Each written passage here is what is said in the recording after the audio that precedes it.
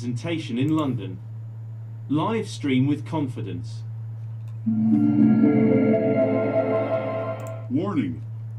The following program may contain graphics and video images that some viewers may find disturbing and traumatizing. Some of this violent content may be too graphic and intense for some people. Viewer discretion is strongly advised. NuMedia TV.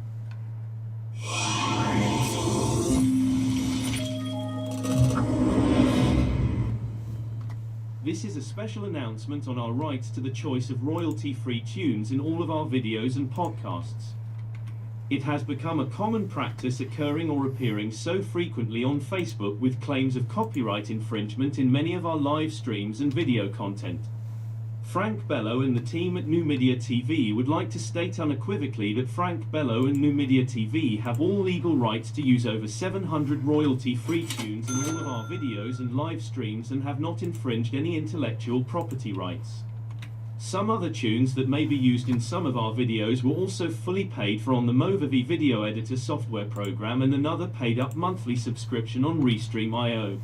Proof of purchase and delivery of the over 700 royalty-free tunes can be found at Sounds Best Delivery at Shopify.com, delivered and downloaded. Date of purchase, Tuesday the 12th of January 2021. Time of purchase, 17:17 hours in London.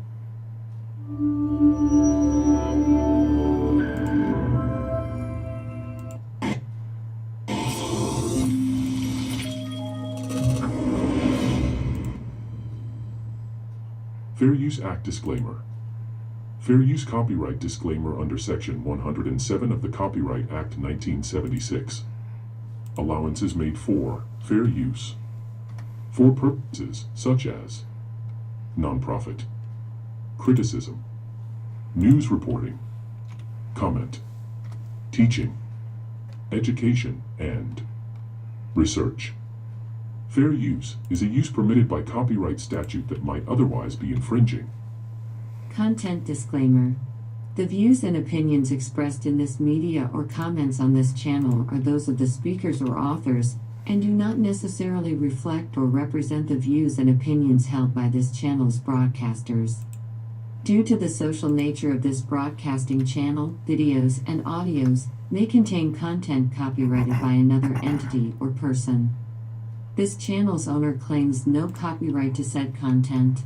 The broadcaster of this channel cannot be held accountable to the copyrighted content. The broadcaster of this channel is a messenger and sharer of information and strives to verify the accuracy of such information, but cannot warrant the accuracy of copyrights or completeness of the information on this channel.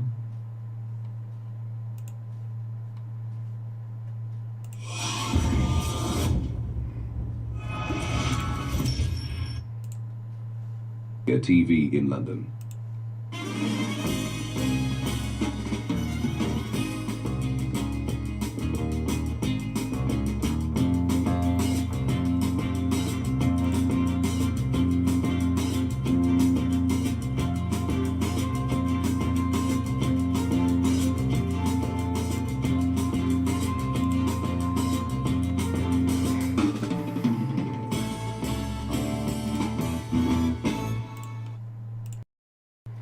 Yes, good evening all, good evening everyone, good evening my avid viewers all over the whole world. I hope I meet each and every one of you well. Today's Sunday, the 31st day of the end of the year, December 2023. Yes, I salute each and every one of you. I welcome you wholeheartedly, and my prayers for each and every one of us this coming new year that is only about a few hours away is that everything that we've been longing for, that we were unable to achieve, that we were unable to attain in 2023, it is my prayers that the doors of favor, the doors of opportunity will be opened up to each and every one of you. The doors of success will never be locked onto you. Yeah, ni fojú sunkún ọmọ, ni fi ara gbàwẹ̀ ọmọ nínú ọdún tuntun tí a fẹ́ mú yìí. Kéwékéwé kò ní kó wa lọ́mọ lọ. Ní rí ìbòjì ọmọ. Àwọn arúgbó wa wọ́n dàgbà sí, wọ́n túbọ̀ darúgbó sí. We pray that the Lord will be with us.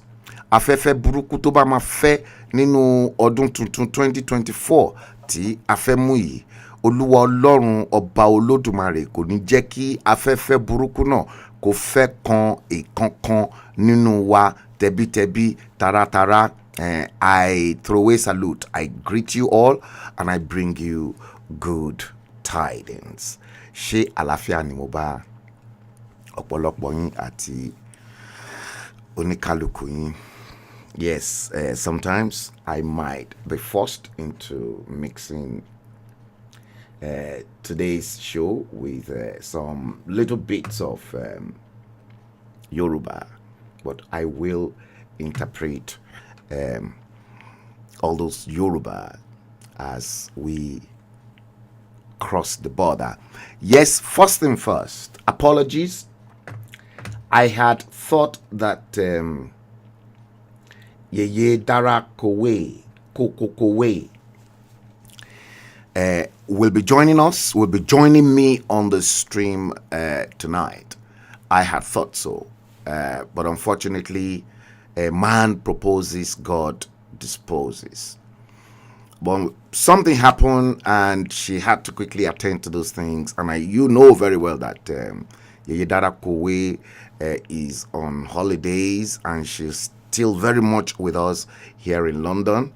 But she's promised that on Tuesday she will be joining us, because perhaps with all the activities that Yeye Dara Kowe will have to carry on this night, and plus the fact that, you know, she's a visitor to London, maybe she wants to go and see the fireworks at the Embankment and in Westminster on you know, all those things that people love to see in London. Yes, if you are joining us for the first time in any of our social media feeds, on Facebook, on YouTube, on Twitter, don't forget, whichever one that is comfortable for you, subscribe to the channel, like the page, especially on Facebook. On YouTube, you can subscribe to the channel, and as you do that, then do us a favor. Just share this stream. Liking the page, both on Facebook and on YouTube, will give YouTube and Facebook algorithm the opportunity to actually recommend the show to a variety of people so that they know exactly what is happening. Yes, I can see a handful of you. Yemi Foluke. Oh, I can see you too, Esther. Yes, Annie Bolaji. Yes, I can see you. You said greetings to everyone on this platform. I think I have to quickly send this round to this invitation to some other people. So, but in the meantime, whilst I am preparing myself to send this out to some other people, let me play you this tape, because what we want to talk about today, the end of the year, the topic of our discourse is hashtag Nigeria in trouble. The question you may probably want to ask me is, Frank, is it true that Nigeria is in trouble? A handful of you already know that Nigeria is in trouble. Yes, it's Nigeria in trouble. Yeah, because it is the end of the year. So I will honestly tell you that okay, we are in trouble, but you can now decipher yourself. Think about it. Is the country in trouble? Am I just making this up? All of you, you know I don't make up things, because I've always got facts to support anything I have to say. Hashtag Nigeria in trouble. Is Nigeria in trouble? I'm going to tell you. Then, this is then followed by hashtag Ondo State. My own state. There are few things that I just want to break down in sequence and then analyze those things. See, people often say that Ondo State people are very stubborn. When I say Ondo State, before Ekiti State was equally carved out of Ondo State, we were all one. Are we so stubborn? Why are we stubborn? That's part of what is embedded inside Nigeria in trouble. But as I get you guys warmed up for the package I've got for you this 31st day, Sunday the 31st day of December, end of 2023. Let me repeat this particular video clip to remind you that truly, are we in serious trouble? Now, the first one I want to show you is this one.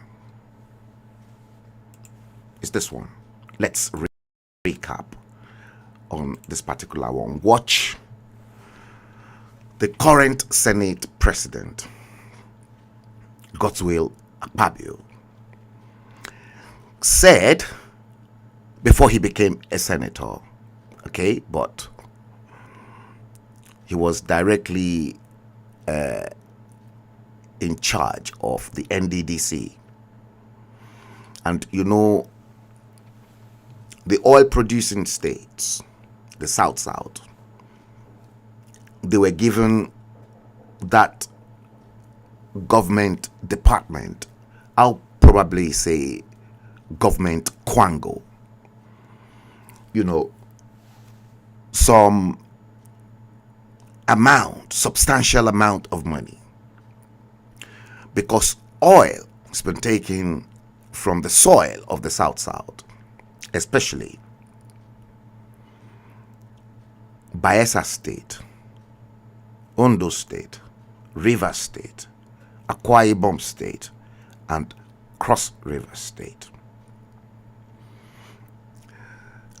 Government department got a huge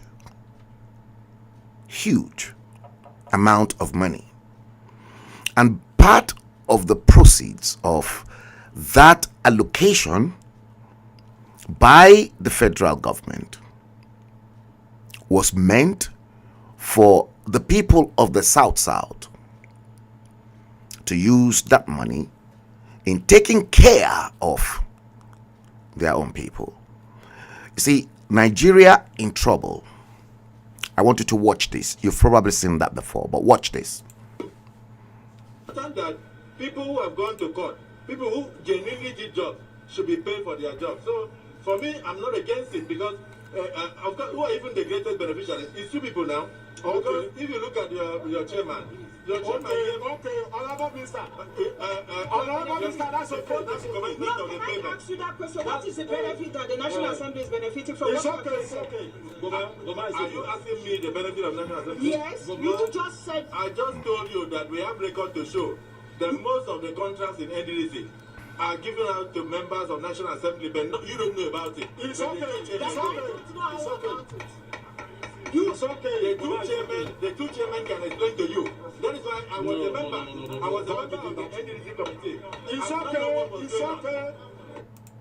You were a member of the NDDC and lot of wait, you were a member of the NDDC in the 8th Assembly, and are you telling me that lots of jobs were awarded to you as a member? No, this is the problem. That's why I said you then must you change. have the right to accuse people. Then why don't you bring up Can you the please people listen that to me? One of the chairmen. if you were not awarded a contract, then why are you coming here that you are aware that you were a member of the NDDC and lots of contracts were awarded to you? You said I'm not. Just watch that. Aware. I'm telling you that. Bring up those names. May I inform my honorable sister that is why we have to change the Honorable Minister, please. It's okay. That is okay. That is okay. But let me explain. No. Okay, you can clearly see that. Are we in trouble? Is Nigeria in trouble or not?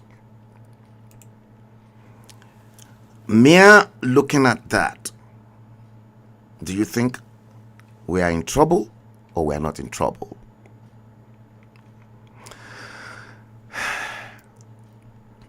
Let me acknowledge some new entrants onto the Taye Keshi. Good evening. Alaji Osholade Oladosho Alakufo. Patricia Don Pedro. Abbas Ganiu, good evening. Is Nigeria in trouble or not? With that little tape, all of you remember us at that time as the former governor of former governor of Akwa Ibom, Godswill Akpabio, came out openly to tell the honorable chairman, somebody, sitting senator at that time, who was part and parcel of the people that actually stole.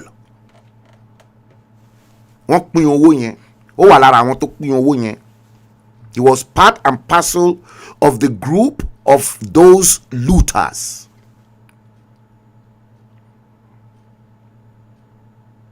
Who stole funds that belonged to the NDDC. And the former governor then, Godswill Akpabio, now exposed them. You see, but the other woman was not aware of all the atrocities and the fraud being perpetrated by her colleagues in the Senate.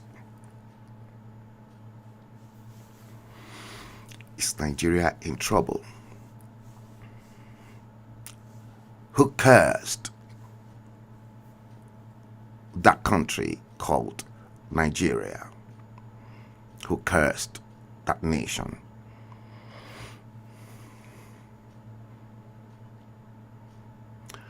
Was the formation of Nigeria a good thing or a bad omen? In my last stream, I reminded you that the very problem of Nigeria started from Gowon's regime. 63 years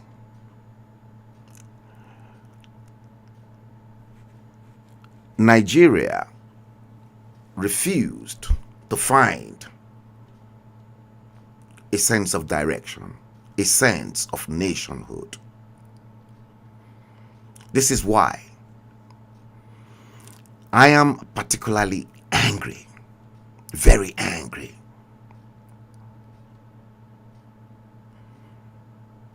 Nations that were not even up to Nigeria, the United Arab Emirates, it's taken them less than 30 years to move from a pauper nation to a world class. I will never stop in benchmarking the UAE, the rate at which that country developed within 30 years. Visionary leader who's got the love for his own people. Leaders within the UAE who loved their own people. Are the black race cursed? The black race. Are we cursed? Are we? Nigeria in trouble. You see, one thing I believe I have to do is I will begin my own campaign that they should return Nigeria back to the old 1963 regional formation of Western region, Midwest, Eastern region, and Northern region.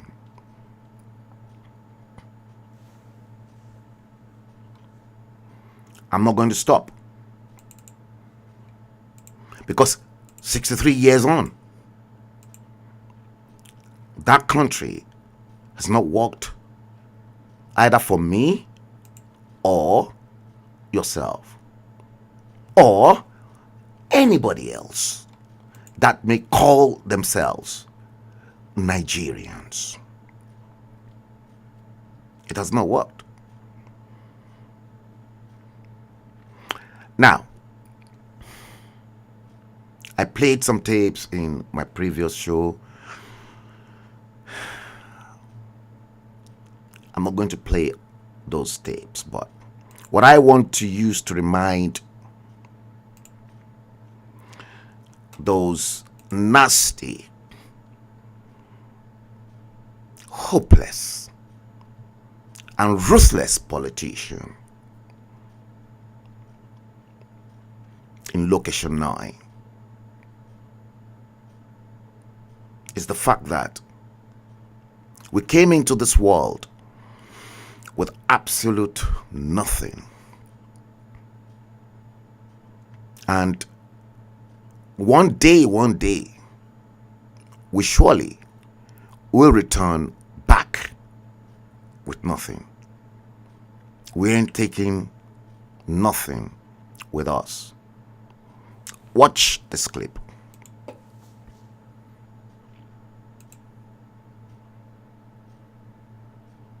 Every soul shall taste death.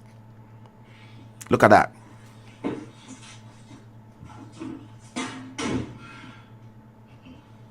If your money can't bribe death, just stay humble.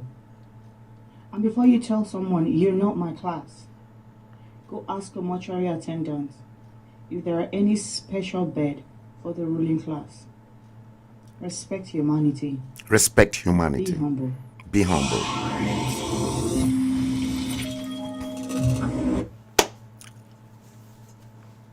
You see dead bodies?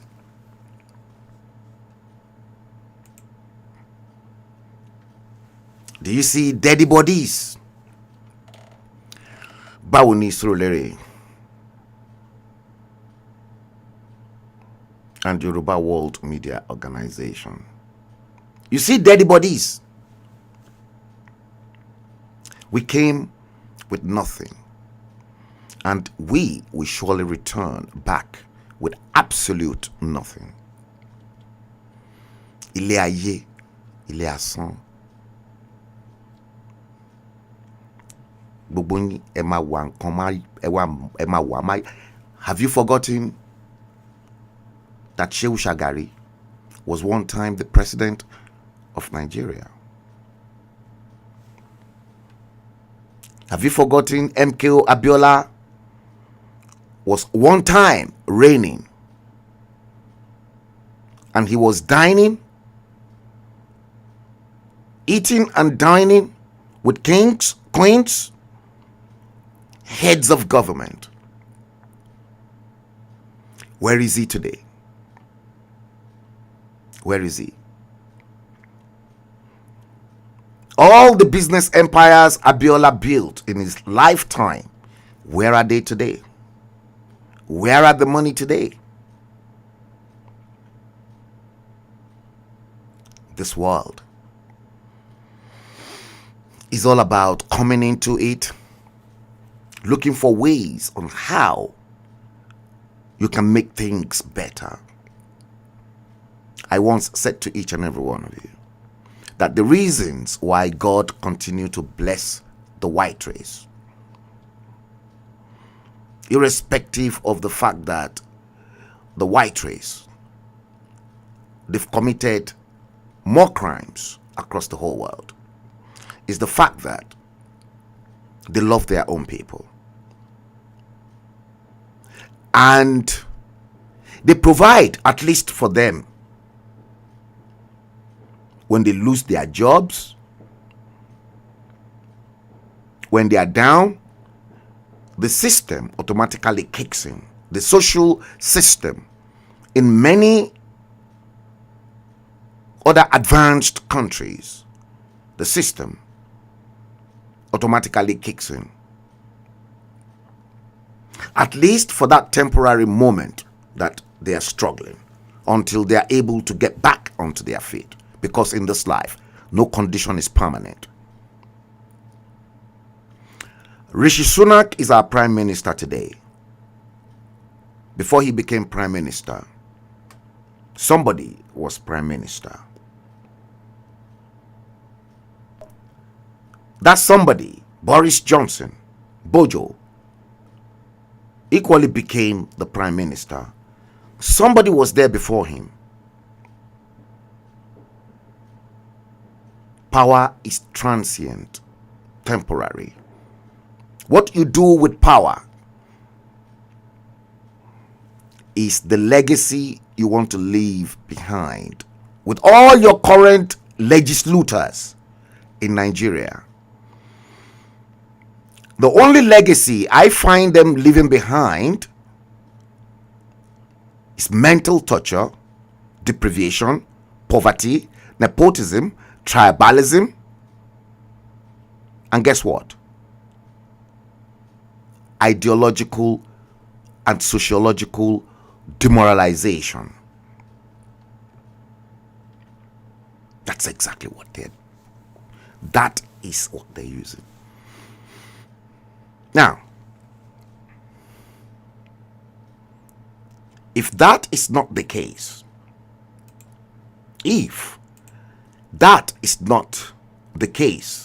as I want you to believe, let me show you this. For instance,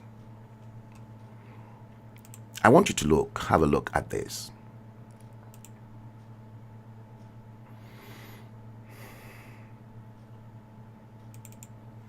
Let me look for the file.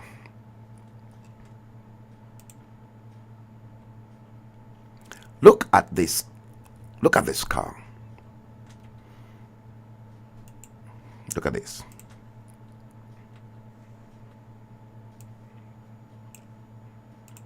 Look at this. Right in front of your screen. I'm not making this up.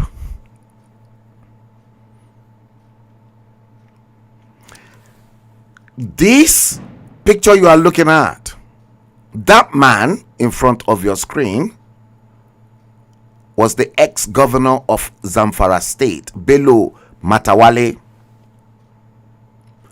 You remember the fracas between Matawale and Yesom Wike?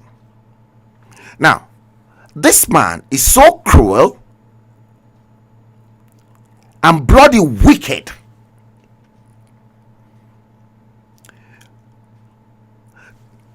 In order to evade justice, this man, look in front of your screen, they dug up a hole and then start burying fleet of brand new vehicles. Brand new vehicles bought secretly, buried in underground tunnels by the ex-governor of Zamfara State, Bello Matawale. He was doing that because he wanted to evade justice for theft of state funds.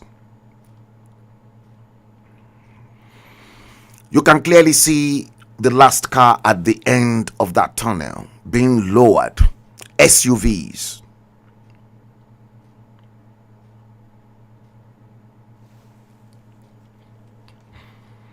You can clearly see that.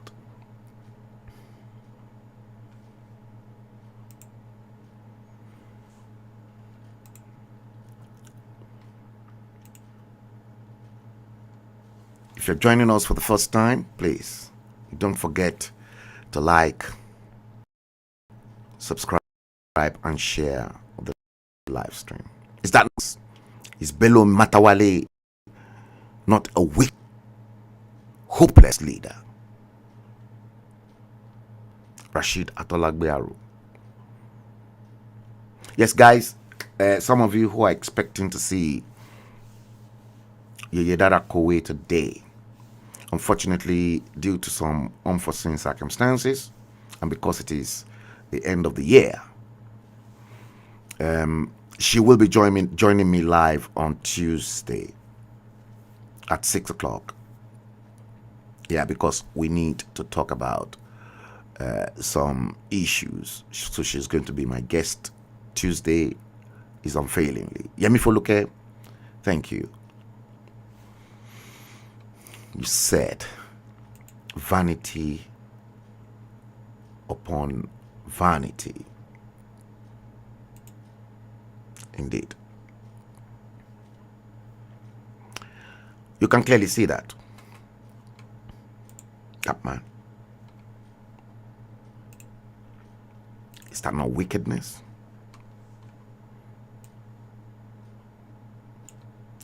These are the crop of ruthless and hopeless leaders. See?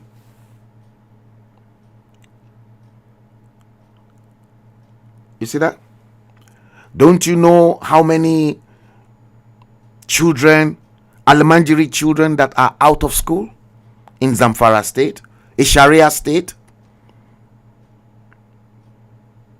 Don't you know how many of the children in the state they were unable to feed? But look,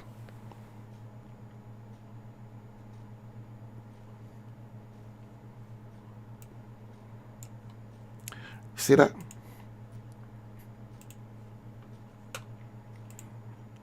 If I start cursing them, they'll say, oh, I'm too harsh with my choice of words. I'm not harsh.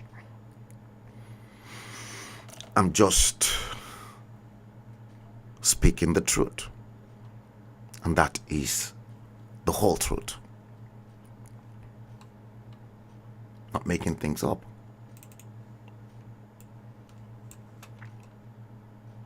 Nigeria, don't you think you are in trouble? Don't you think you are in trouble? Of course you are.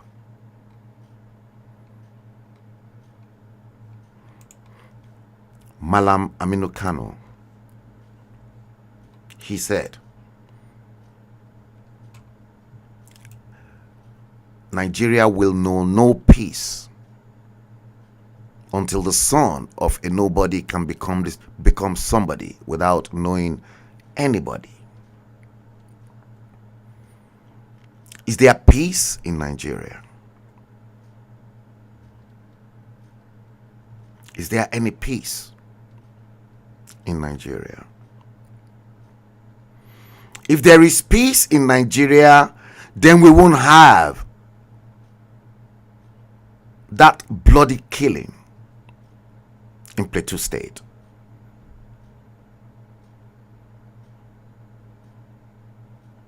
We won't.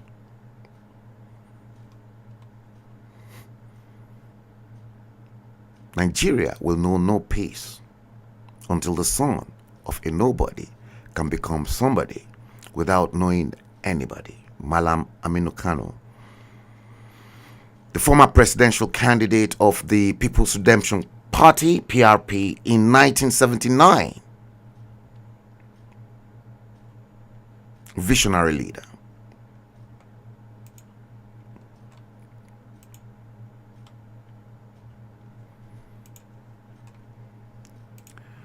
Broken Nigeria.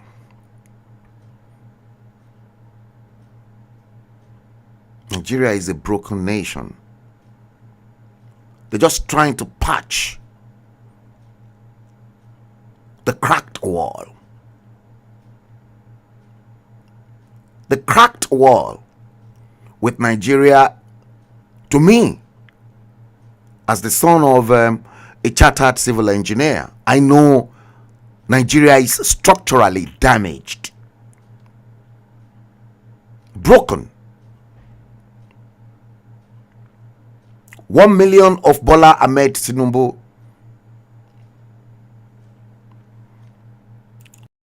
1 million of Kingsley Moghalu, 1 million of Charles Soludo cannot patch that nation up.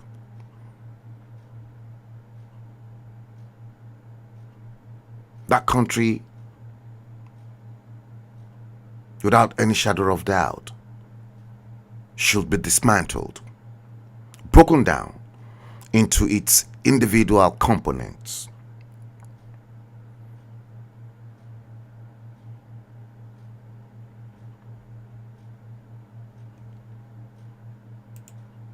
Nigeria is seriously ill, sick.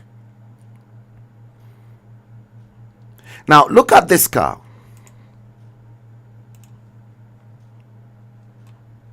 Look at this car.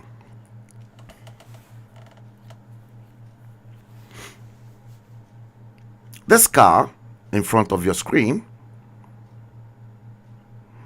is Bentley Continental CT.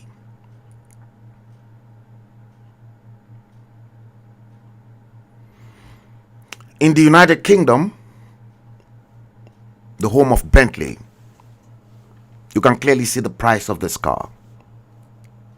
This car sells for 100, well, the price range starts from about £183,500.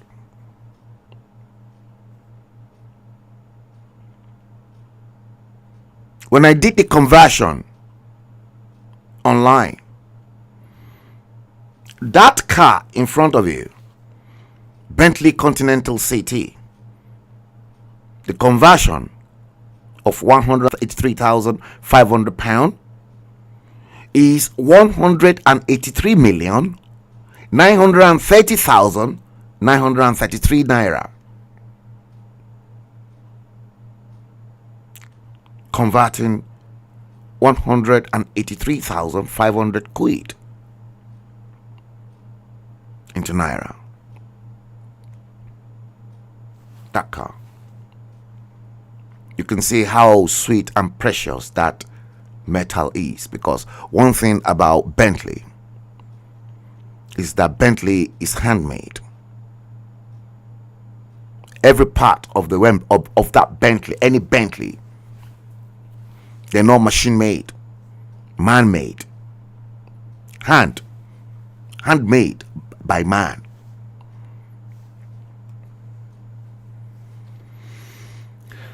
Narada Franklin, I can spot you.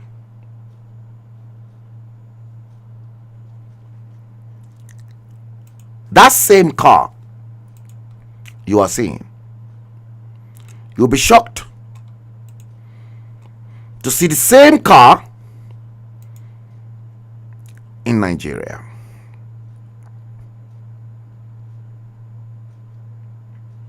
That was the same car I showed you. Bentley Continental GT. A car of 183,500 quid. Pounds. With naira equivalent of 183,930,933 naira. Same car. Location: Ibadan, Nigeria.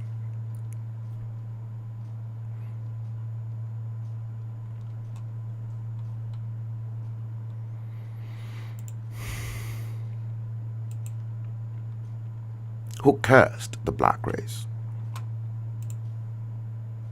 That's the same car.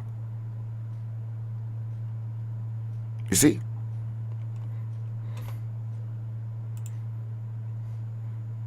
I'm pretty sure. I said I was going to show this to Rolls Royce in the new year.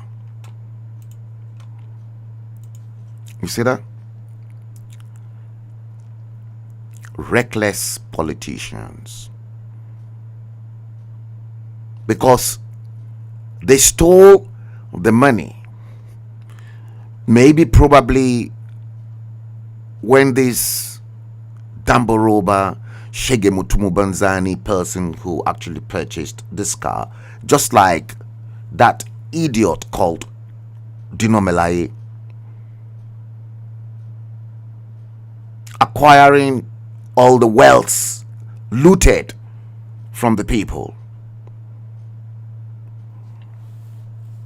Maybe the politician who stole and bought himself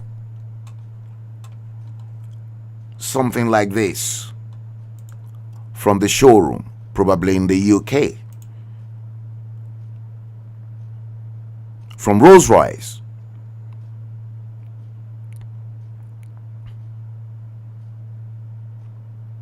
In London Piccadilly, was unable to maintain.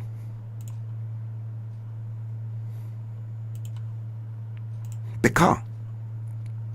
Because I know for a fact that I tell you something about, because I love cars myself.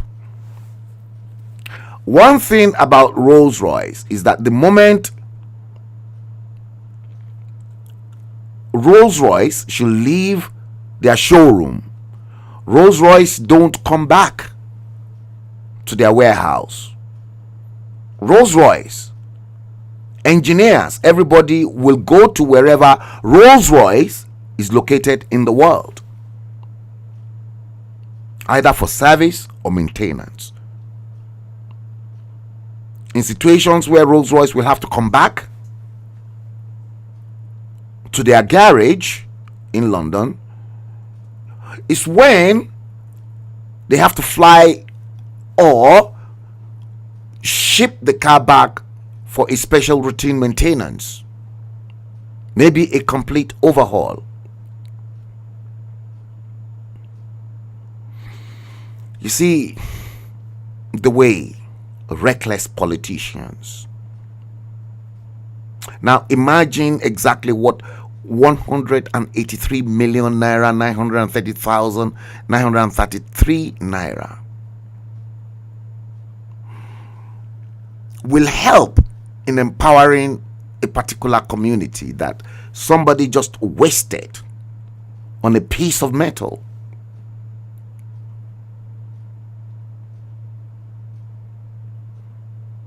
I guess if that person who must have abandoned this Bentley Continental GT somewhere in Ibadan, Nigeria, if truly that man worked hard for his own money, that man will never abandon this precious car.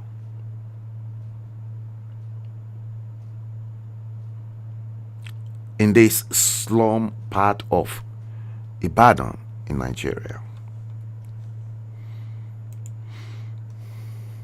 That's not all.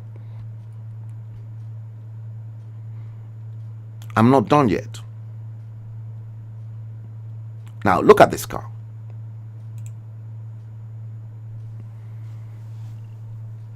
This is Lamborghini Countach.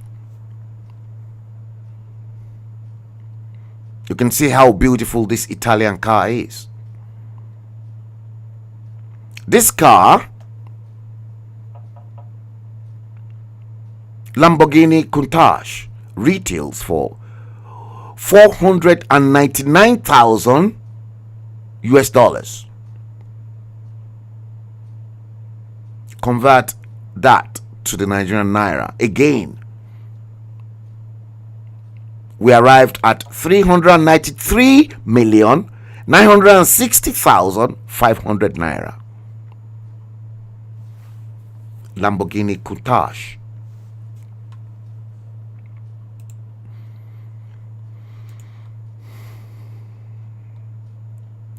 Check this out.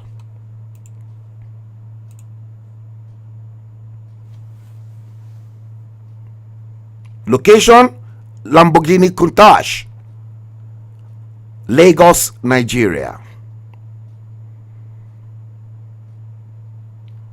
499,000 US dollar car. 393,960,500 naira car. Lamborghini Countach. Location, Lagos, Nigeria.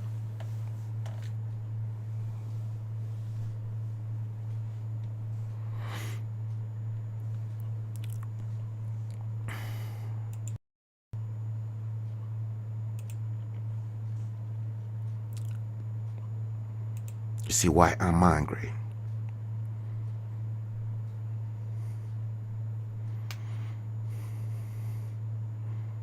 Yeah, Narada frankly said Bentley is handcrafted.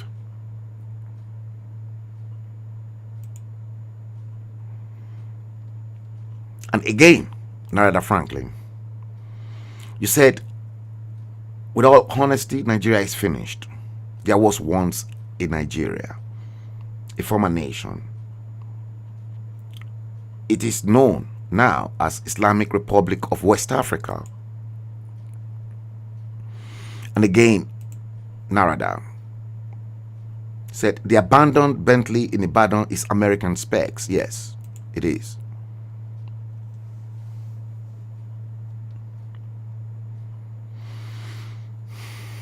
Whether it is American specs, it is still manufactured in the United Kingdom. because Bentley, Range Rover, and Jaguar, those three cars are the pride of Britain.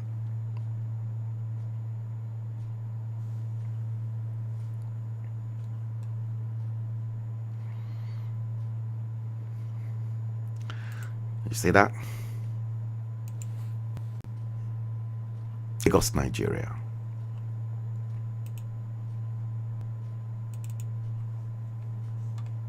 Lagos, Nigeria. You see that? The same car. This same car.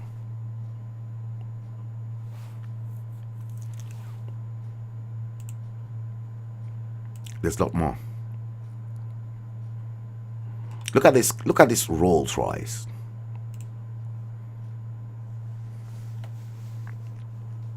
This is Rolls Royce Phantom Drophead.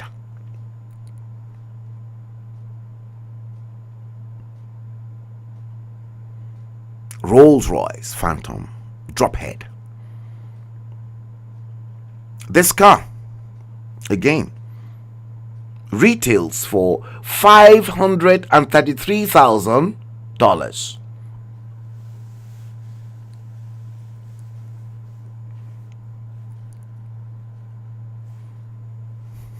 Today's exchange rate, we're looking at 426,133,500 naira, almost $500 million. Rolls Royce. This is a special spec Phantom Drophead.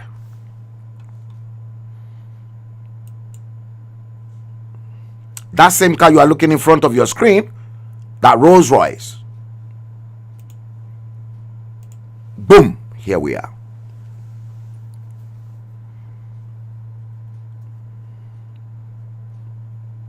Location: Lagos, Nigeria.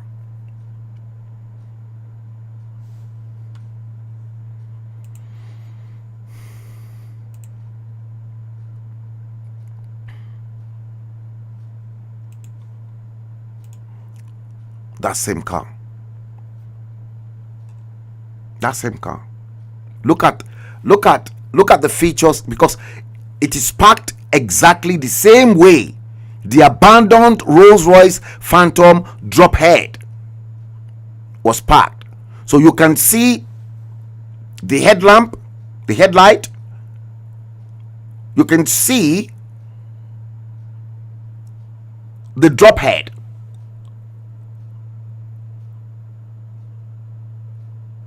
And you can clearly see how beautiful this car is. That same car,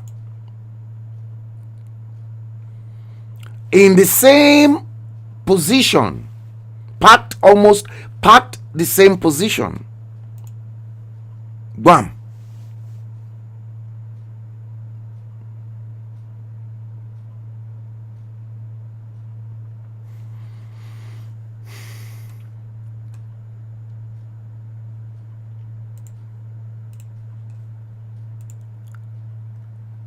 What is wrong with the black race? What exactly is wrong with the black race?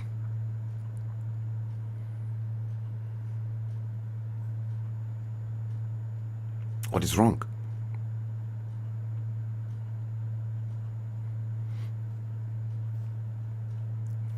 That's why I said Nigeria in trouble. And if care is not taken, I'm pretty sure that Nigeria will end one day. And that ending is what I am scared of. The ending, I pray it is not a violent end. It is my prayers that should Nigeria come to an end, that ending should not be violent. But I foresee the ending will be very, very violent. Very, very violent. Because it's like now the ruling class are really pushing the common man to the extreme.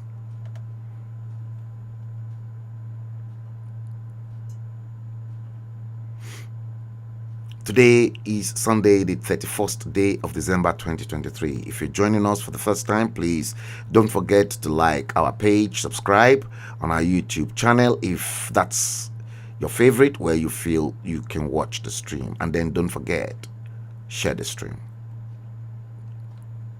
Let's come to Ondo State so that we can wrap up between at least an hour and a half or so.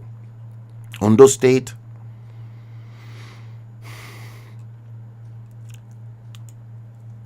has been in crisis, in trouble for some time.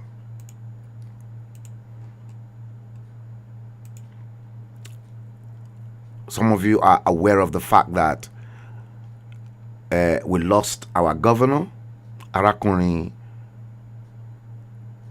Oluwarotimi Akeredolu, to the cold hands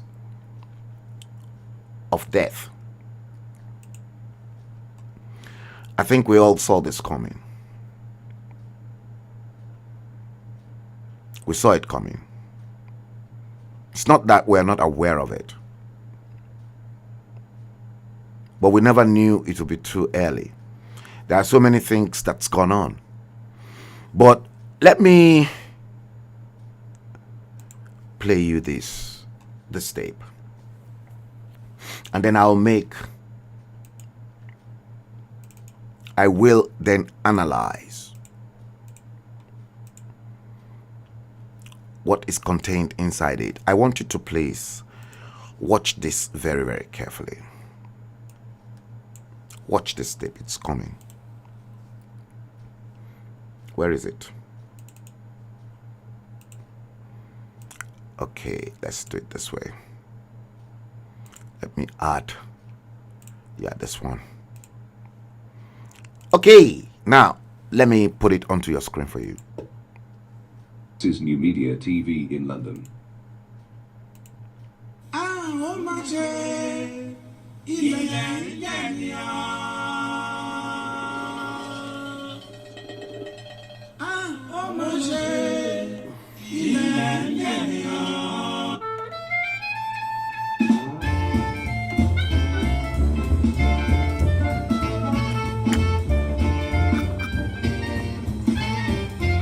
It's a special tribute to Arakuni Oluwarotimi Odunayo Akeredolu Aketi. May his soul rest in peace.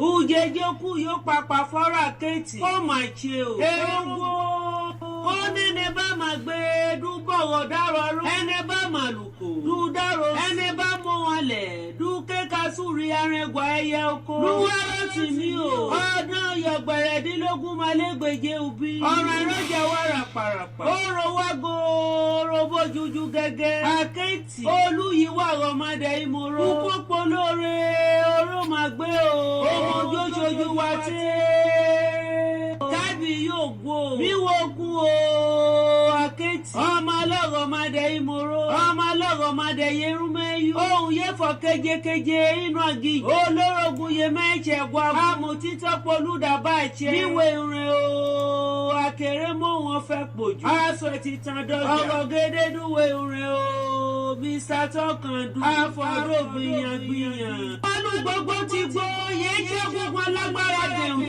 níjọ́ kẹta ayọ̀bá ti kúnú ayé àgbà òjò jẹ lákàjẹ kádóhùn. ẹrù yọ ọmú jẹ bóyàn gédé. àkówó jalè po. kókó màbọ̀lá jẹ́ o. akíkọ́kọ́ yàmó. ọlọ́lá gómìnà wa arákùnrin Olúwarótìmí Ọdúnọ̀yọ́ Akérédolú Àkẹ́tì. ó máa rìn ìyàwó yẹ o. ṣèkẹ́bó lórí irùgbọ́.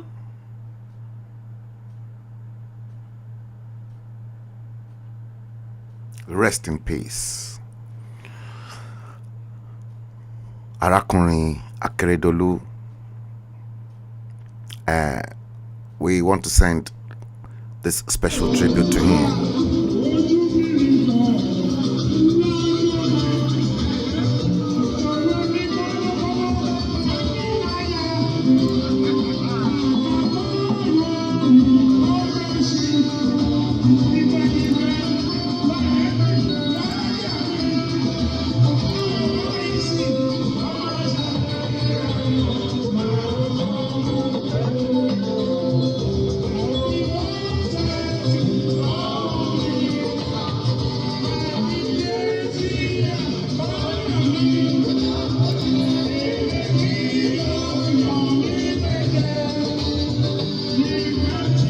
Bàtí wọnú ilẹ̀ ṣẹ́ríbọ́ṣẹ́ erùpẹ̀ ilẹ̀ kó lè yin ológo bàbá mímọ́ ṣẹ́ríṣẹ́.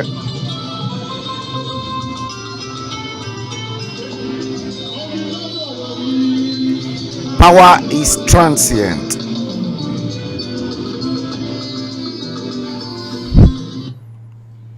Good morning, my good people of Ondo State. What a black Wednesday. We lost our governor.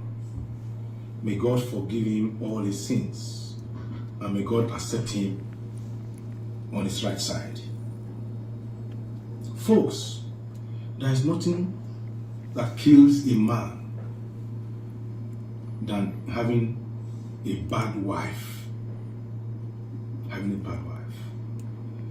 You may not know, but I've been following all the events.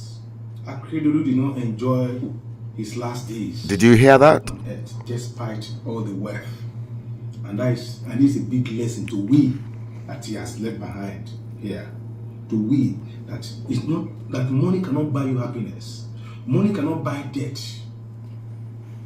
money cannot cure sickness except God Almighty. Every soul shall taste and this death. happens if you have a good wife by you, a wife that can intercede on your behalf. Either a Muslim or a Christian. When Ondo State were busy praying for Akérédolú, the wife said she does not believe in prayers. In prayers. And today, and that is the fight I've been fighting for the past 7 years. That Akérédolú carried our state and gave it out to an Igbo woman.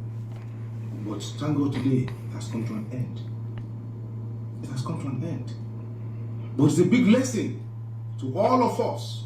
It's a big lesson even to Betty herself, that she's acquiring the whole of everything in this earth. She's acquiring everything on this earth. Having the biggest fish pond in Nigeria, building the biggest hospital in her village, turning her village into a Mecca, having choice properties across Nigeria, in Ore, in Ibadan, in Lagos, building hotels, buying houses. They bought all the streets in Ibadan. They bought almost all the houses in Owo. Where are we carrying all this to? Nowhere. Today Akérédolú is gone. It's gone. Money cannot save him. I told you, bad wife. When Akérédolú came back from Germany, Betty purposely brought him because of the economic looting in the state. He brought Akérédolú just as a decoy for him to steal from Ondo State, and he stole. And he abandoned Akérédolú in Ibadan. The 3 caregivers given to Akérédolú, do you know that they were not even paid there? 2 of them left. That was the reason why they took Akérédolú to Lagos to go and stay with the brother. I can tell you that Akérédolú family are not happy with Betty at all. When Akérédolú was with the brother in Lagos, when things start getting worse, that was when they were planning to take him out of the country for the second time to Germany. I was aware until Ashiwaju was able to give them an ambulance. When they beckoned at this same wife that Akeredolu brought to limelight through the office of the First Lady of Ondo State, she declined going. She didn't go. Did you hear that? It was his daughter, Rusewe, Mrs. Rusewe, the daughter of Akeredolu, that followed them to Germany. She didn't go. She stayed behind. She came back to Ondo State. She's trying to still rake money. It's just all about money, money. She abandoned the husband. I'm sure Akeredolu, when she went on his way to Germany, he will regret it. That, oh my God, so this woman is not there with me.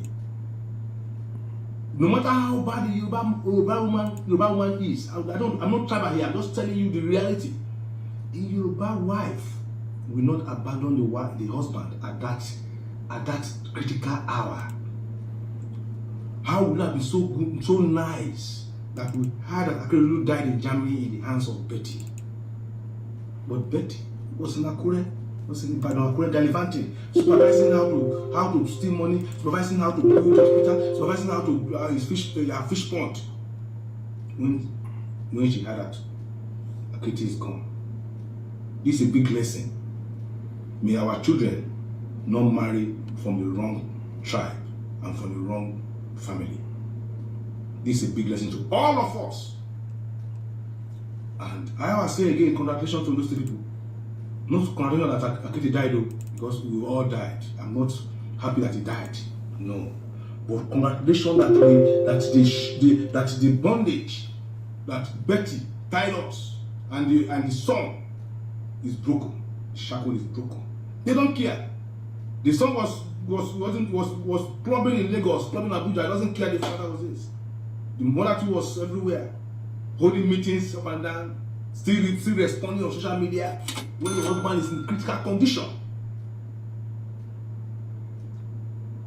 May the soul of Akeredolu rest in peace. And I think our people, you know more than me about this woman. But I am employing this. I'm saying this. Akeredolu is gone. He has gone to rest.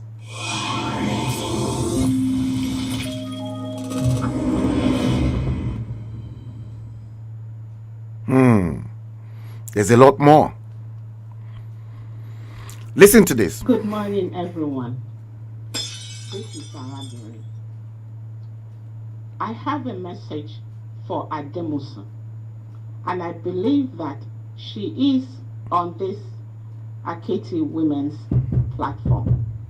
I don't have her number, and I don't think she. This is Betty Anyanwu Akeredolu's voice, Akete's wife. I want this woman to stay away from my husband. Stop sneaking in concussion. According to her, they are from her pastors, her fake pastors, to give my husband to drink. We rely on medical care. We rely on Western style of medical care, and Akete will get well. But what has triggered this very message is her recent nocturnal meetings to become the deputy governor of Ondo State. Look at you. What have you got upstairs to be the deputy governor of Ondo State? Yeah, peradventure, if anything happens to Akete, Lucky takes over. It is a constitutional thing. But for you to be scheming, I warn Akete from the word go that this woman is evil, this woman is no good. And it is happening. She has nothing good for you, I warned you. This woman is bloody evil. But I'm warning her for the very last time to stay away from my husband. And look, if you're dealing with an Igbo woman in this kind of situation, I will deal with you mercilessly. Oh, never we will come there. For the very last time, Ademusu, whatever you call yourself, stay away from Akete. Stay away from bringing those sneaking in those concoctions. Stay away this woman. You won't find it funny with me, oh.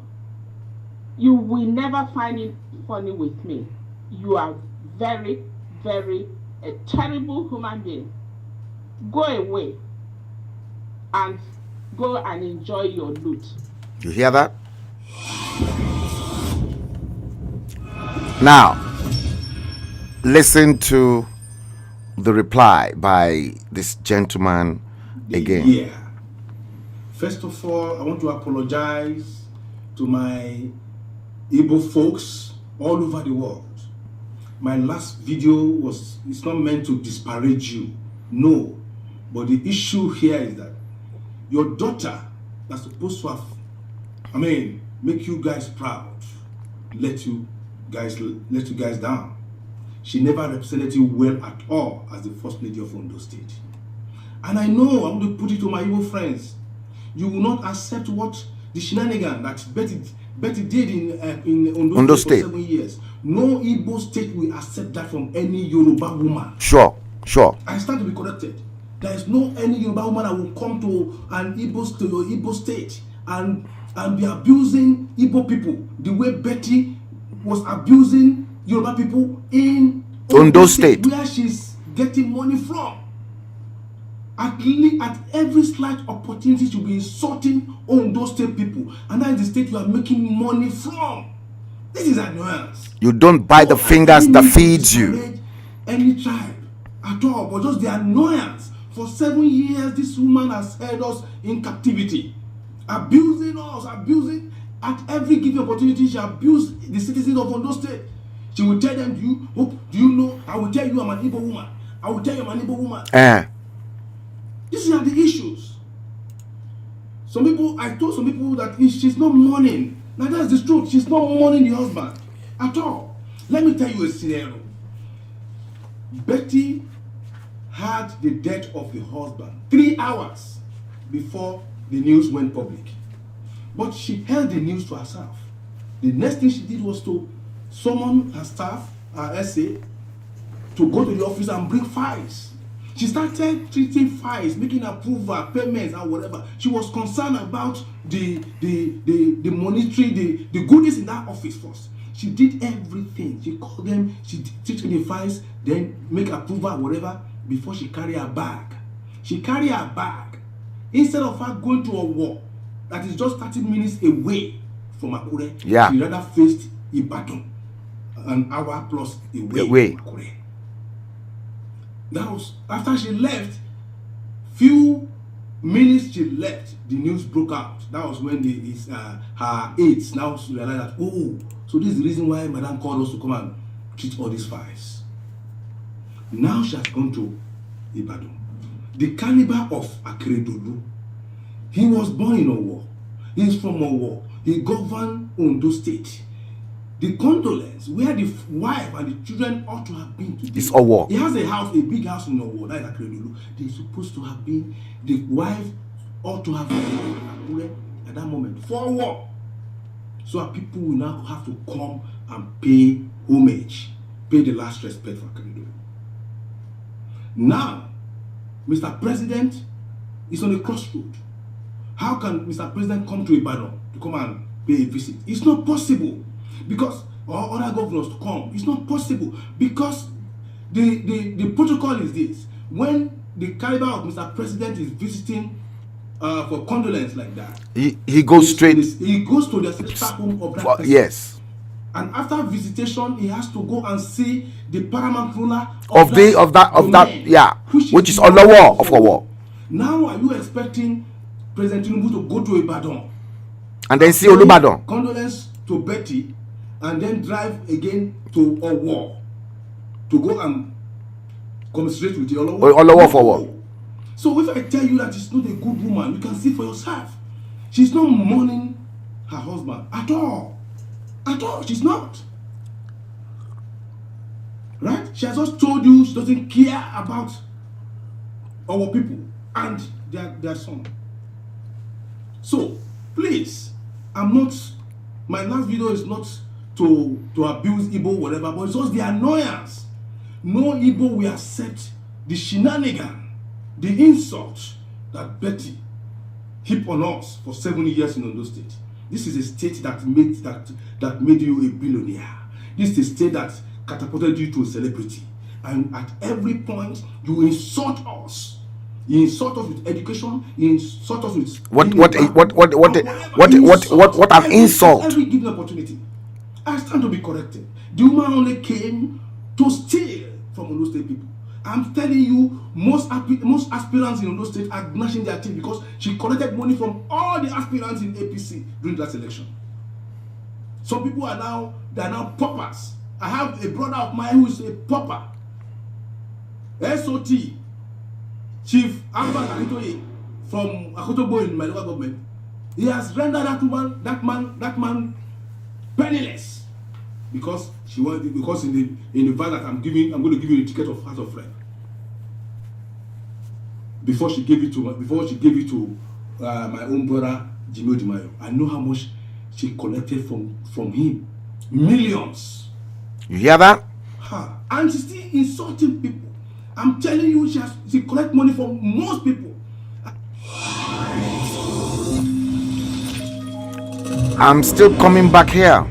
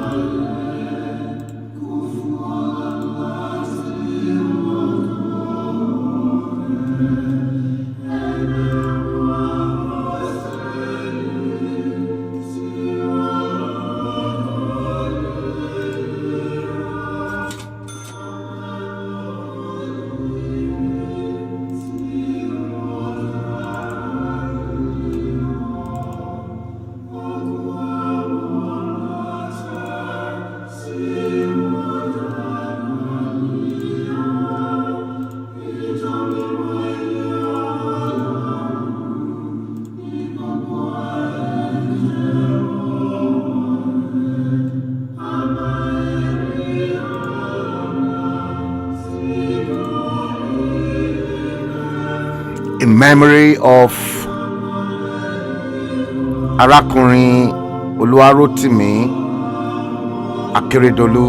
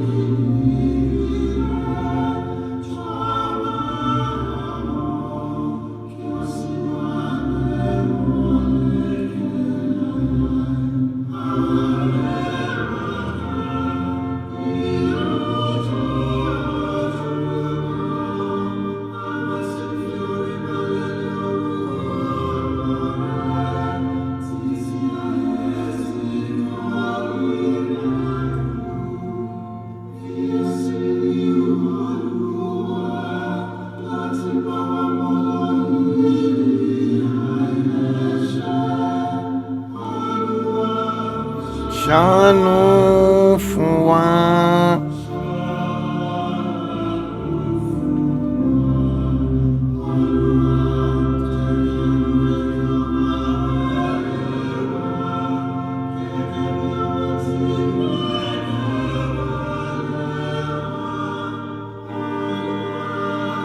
Ìwọ ni mo gbẹ́kẹ̀lé.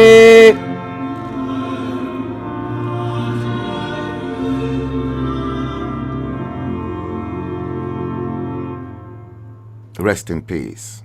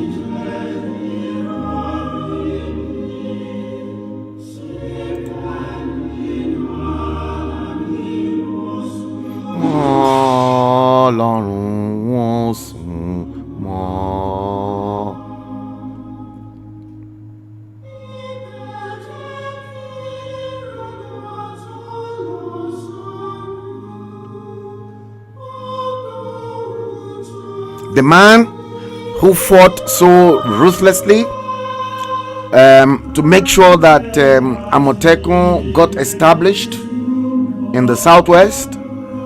It was only Lagos State that refused Amotekun in, and from what we gathered,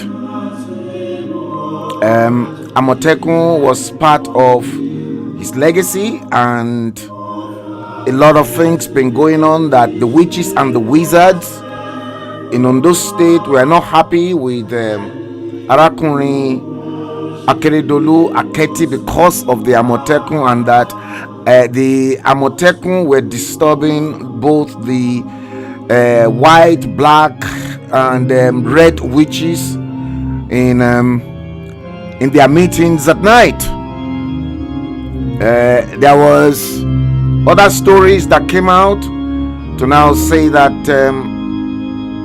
Aketi met his Waterloo when he upgraded some ballets in Ondo State to a first-class king, and that one of the ballets in Owo, who later became a first-class king, then ridiculed the paramount ruler of Owo, the Olowo of Owo, and that, well, these were part of some of the things that were going around, that many of the kings, first-class kings in Ondo State, then assembled themselves together and then spiritually did something to Aketi, which subsequently led to his ill health.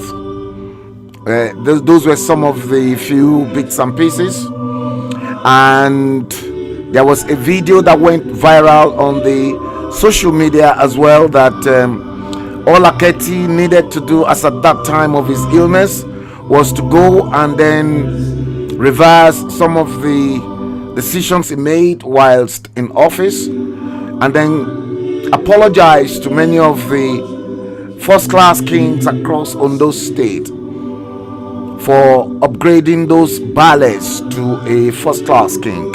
A lot's been going on, but the only thing I'm going to do after this special send-off ceremony from this end of our dispatch box in London is to pay tribute true to his reposed soul, and we pray that God will forgive him all his sins. His spirit will be accepted high in heaven, and that he will find time to be with his Lord. Now I'm going to tell you some few things that I did earlier on today in relations to Aketi in terms of his access code to this part of existence, and then his exit code. Rest in peace, Arákùnrin Olúwarótìmí Ọdúnayọ̀ Akérédolú Akẹ́tì.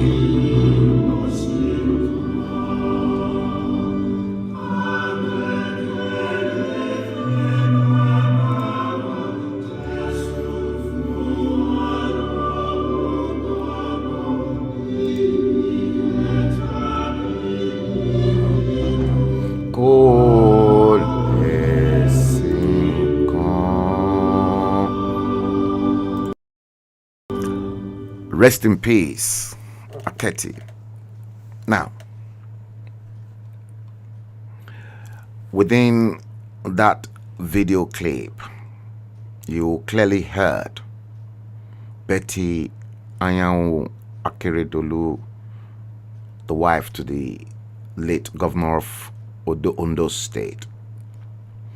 A lot were revealed in that tape, in the video clip, to which Betty forgot something, that we came into this world with nothing and we surely will return back with nothing. Arákùnrin Akeredolu, earlier on today, as I have been working on this presentation,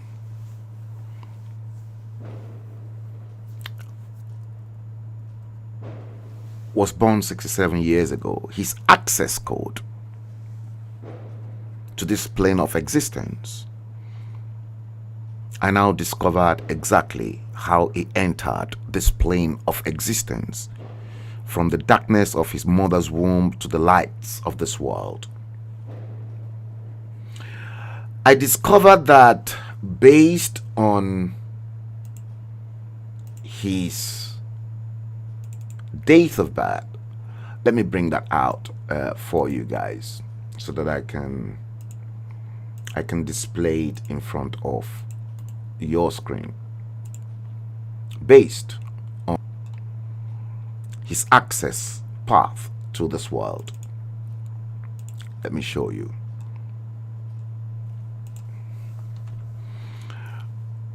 You guys will see that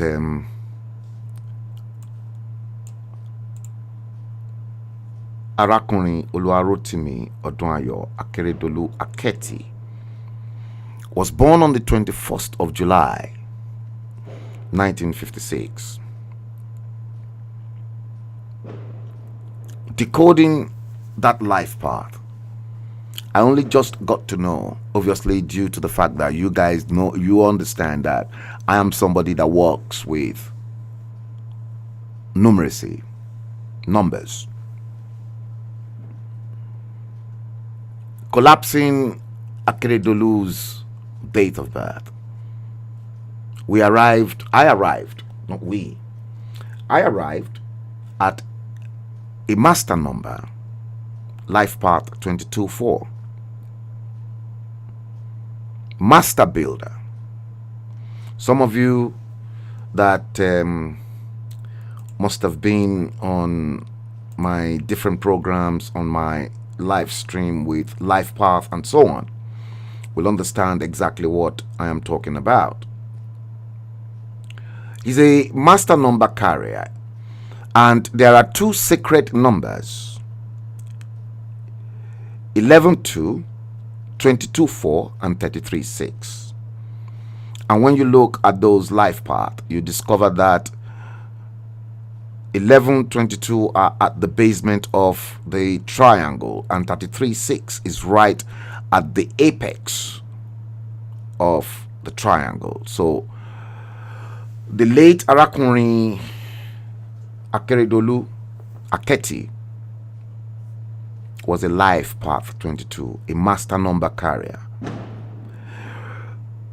I now discovered, based on his life path, that was why, maybe that was the reasons why Amotekun came into reality in the southwest through him being the conservative and a master builder.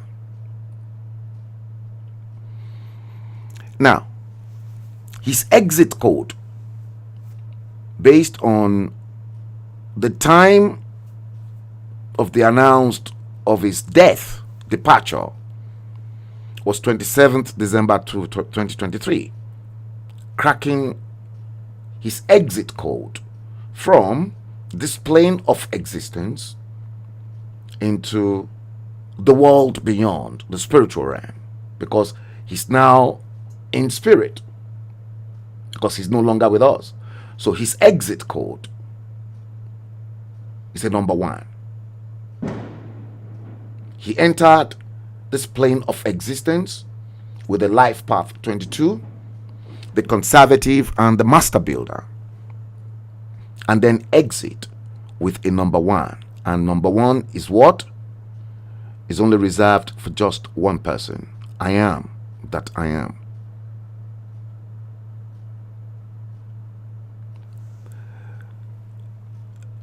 I tried as much as possible to actually deduce things based on information, because the world is run in symbols and in code. Now, let me now take you back into that telephone conversation, or the message left behind by Betty regarding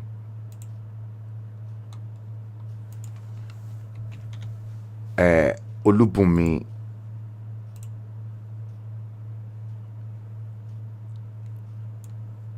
this woman, Olubunmi Ademosu. You see, Betty Anyanwu probably was of the opinion that Olubunmi Ademosu was Aketi's girlfriend. Whether they are, one thing I know for sure is that it is no new thing. How I wish if Betty Anyanwu Akeredolu knew the X number of women that were kept at the Aso Rock Villa during Obasanjo's period. With such people in such high profile positions, it might be true, it might not be true. They may just, Olubunmi Ademosu might just be a friend to Aketi, which I am not even going to go near it. But where I find things extremely disgusting,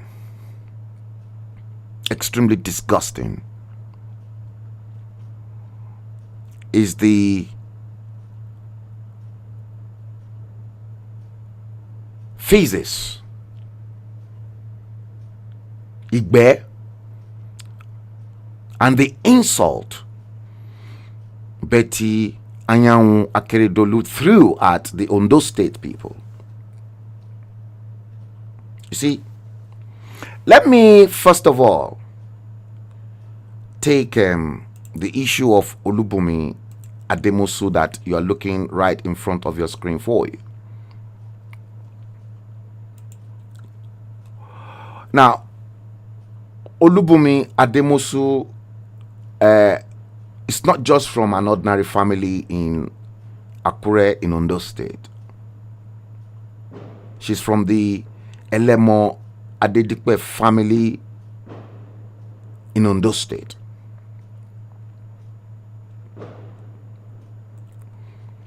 She is from the Elemo Adedipe family, a very prominent family. Very prominent and very powerful family. Now, Bunmi is the special advisor on public and intergovernmental relations to the late Governor Rotimi Akeredolu.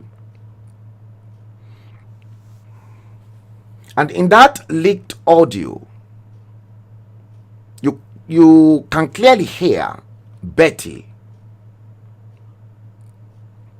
accusing Bumi of sneaking in concussion to her spouse, her husband,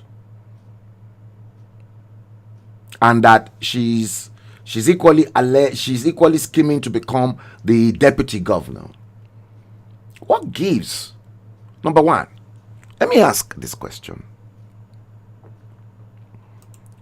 What gives Betty Anyanwu the audacity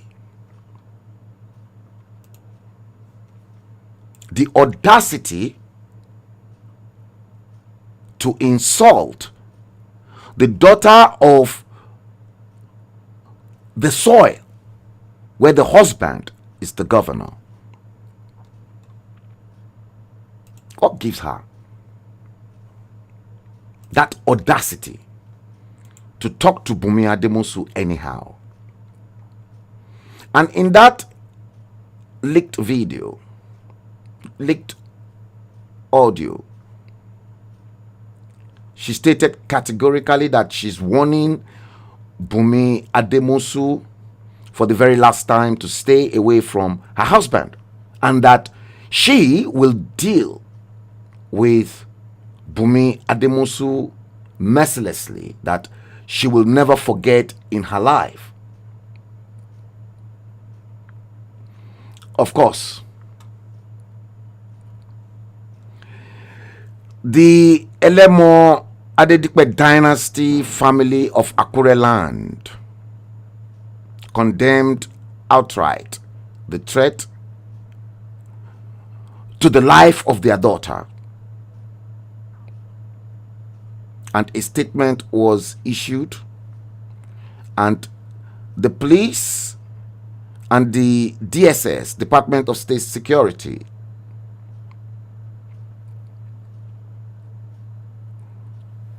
were said to be alerted, and that they should call Betty Anyanwu Akeredolu to order. You see, one thing is for sure.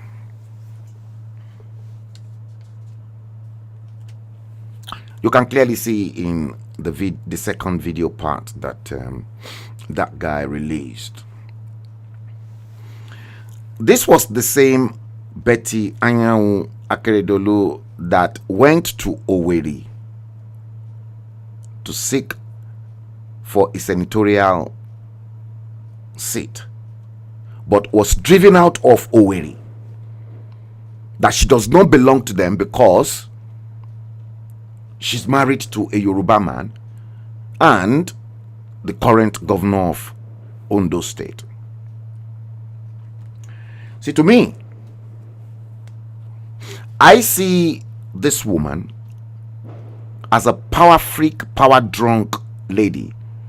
Look, listen, I don't care what anybody is going to say. I will call a spade a spade. Perhaps this same Betty is underestimating what the Akure people are capable of doing.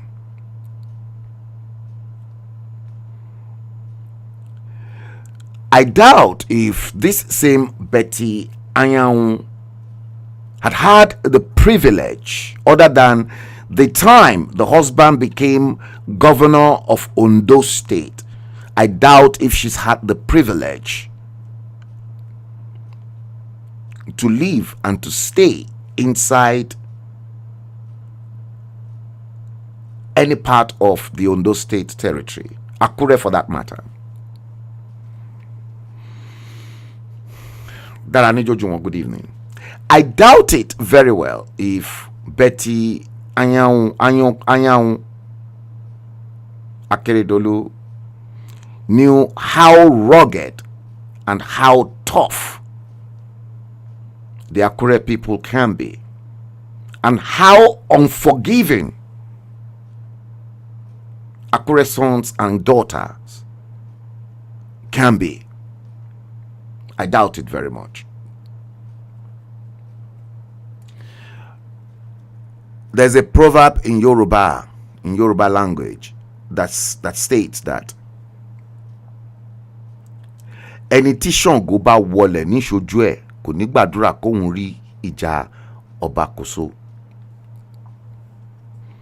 Ṣàngó ó ti wọlẹ̀ ní ṣojú ti tèmi, and as such èmi ò ever gbàdúrà ẹ̀ kí n rí ìjà ọba Kòso. Good evening, Alaja Folake Alawiye. I've seen whereby thunder, if you see where thunder strikes and you see the thunder going down into the earth, you will never pray to see the battle between Ọba Kòso.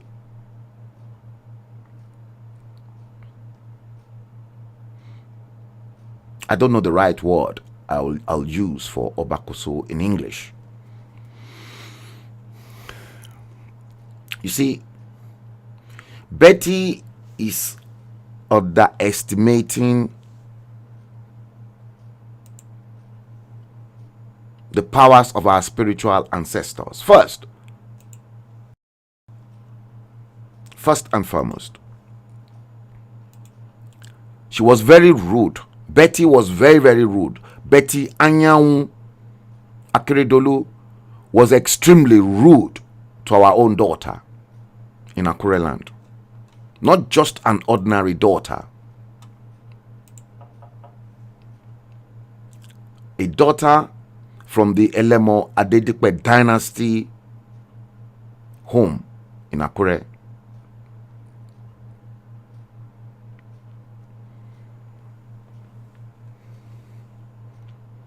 You see, Betty Anyanwu Akeredolu herself, she had already dug up her own grave, because I was listening to some prophecies from Prophet Marcus Tibetan. Because last year, I think it was around March, April last year, Prophet Marcus Tibetan, in some of his yearly prophetic messages, made it known to us that Akeredolu should attend to his health, and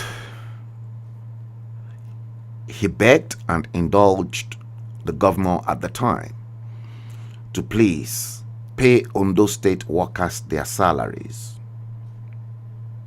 and the pensioners. I remember very, very vividly Prophet Marcus Tibetan, yes, made it known, even in his book as well.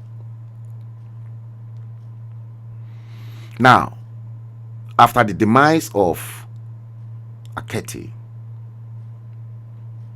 I watched again Tibetan's video clip on YouTube,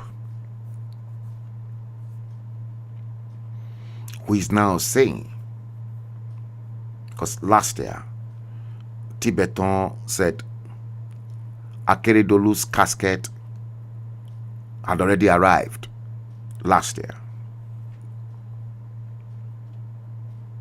and again this year Tibetan has repeated the same thing to now say that Betty's casket too has arrived. Not only Betty, and that one of his sons, one of Akeredolu's sons too, is going to go. That one's casket too has arrived.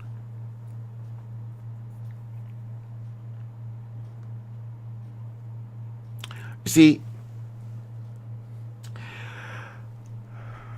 Yoruba people will say, kí n fọwọ́ kékeré gbá tí ńlá. Wọ́n fọwọ́ kékeré gbá ńlá. Ọwọ́ Betty ó kéré sí ọwọ́ ọmọ Àkúrẹ́. Ọwọ́ ọmọ Àkúrẹ́ tóbi gan.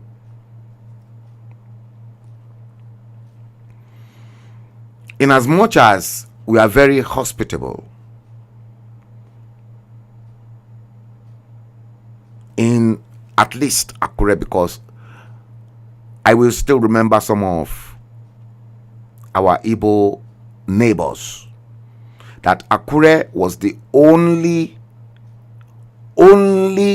town of all the places in Nigeria to which the then Deji gave instructions during the Civil War that nothing must happen to all the Igbo properties in Akure, Ondo State during the Civil War.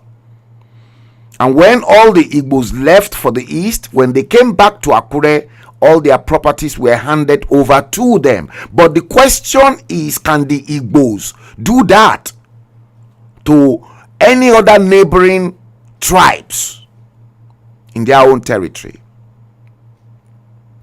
I think the insult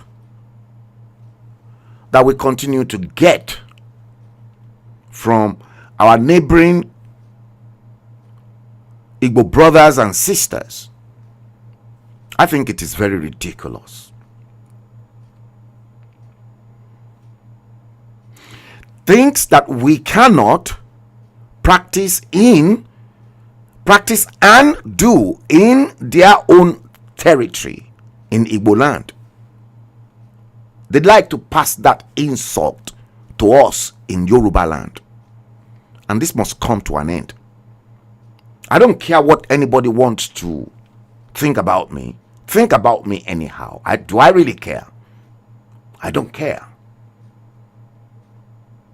Be it Hausa, Fulani, Igbo, I don't care. The Yorubas, in as much as we are very conservative, so also we are very liberal and we are hospitable and very accommodating. Then for you only to come into our own land and then slap us to our own face is something I think we're not going to take. Even if Aketi is befriending Bumi and it was blatantly open that Bumi Ademusu was Aketi's girlfriend, so what? Who knows? What if Bumi Ademusu was supposed to be the spiritual woman that will stay in that gap, so that that death on Akeredolu at least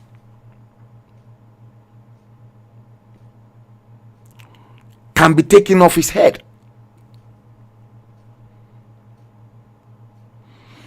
Who knows? What if maybe all what Akeredolu needed to do as at that time was Irakpada? Something they called Irakpada. Revive. In different forms. I'm not going to go into the spiritual details of some Irakpada that can be done to help somebody who probably it's not his time. Maybe it wasn't Akeredolu's time to die, and suddenly some of these telltale stories that we had then fitted in perfectly well into the story, into the Akeredolu's story.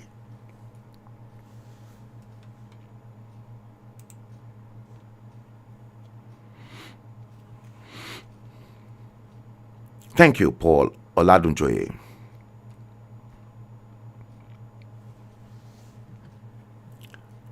If because of acts of jealousy, Betty Anyanwu Akeredolu decided, and she thought, oh, he better might as well die, and then started stealing Ondo State money. That's not good enough. You are taking nothing outside this world. Have you forgotten Ajimobi? Have you forgotten Alao Akala?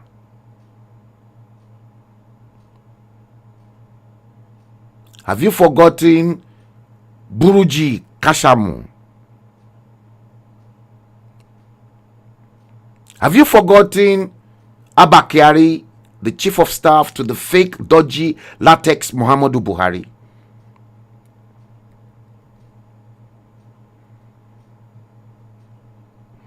Paul Oladunjoye, you said, we heard he had stepped on his toes and crossed lines.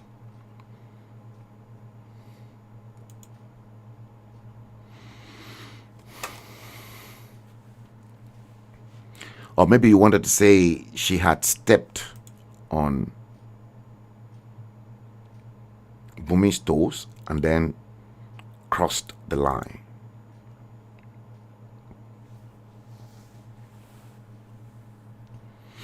You see, maybe some of the concussion that woman was saying Bumi was bringing to the husband, maybe they were anointing oil or something like that that may quickly revive him. But Betty, that woman I am seeing, that greedy woman, yes, I outlined this earlier on, Paul, that we were just hearing that Akeredolu stepped on some toes.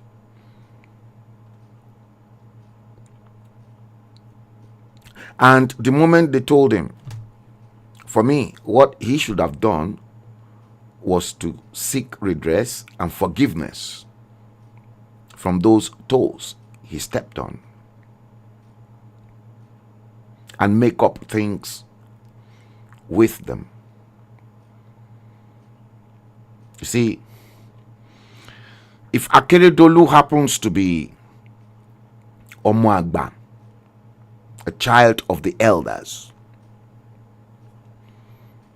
he knows for a fact that there are some places you don't have to go there. Let me tell you this story.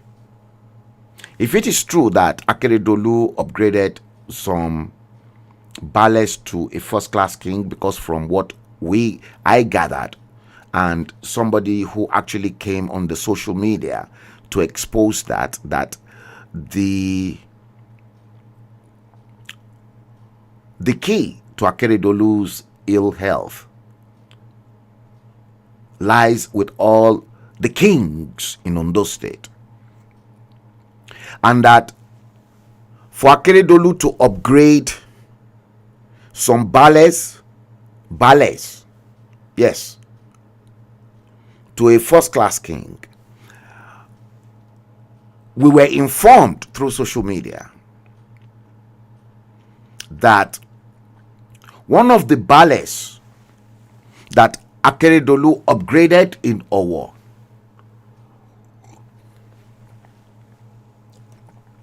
was then route to the Olowo of Owo, and the Olowo of Owo throne is a big crown. It is not a crown that must be messed up with. Likewise, the Deji, Oshemawe of Ondo, and then the king in Ilaje side, Olugbo of Igbo. These were high caliber crown in Yoruba land. The story I want to tell you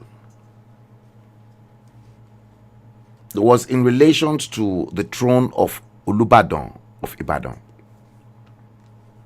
See, the white people that are not even part and parcel of us during the colonial era before our independence. You see,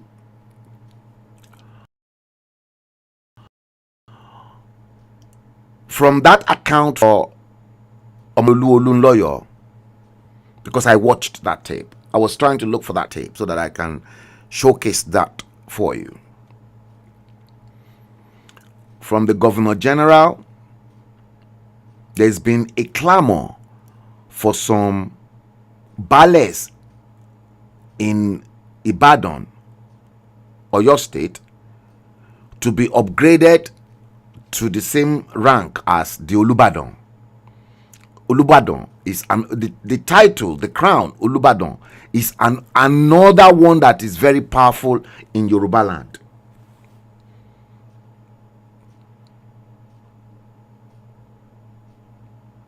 Likewise, Oba Sikiru Adetono, Oba of Ijebu-Ode, Alaki of Egbaland.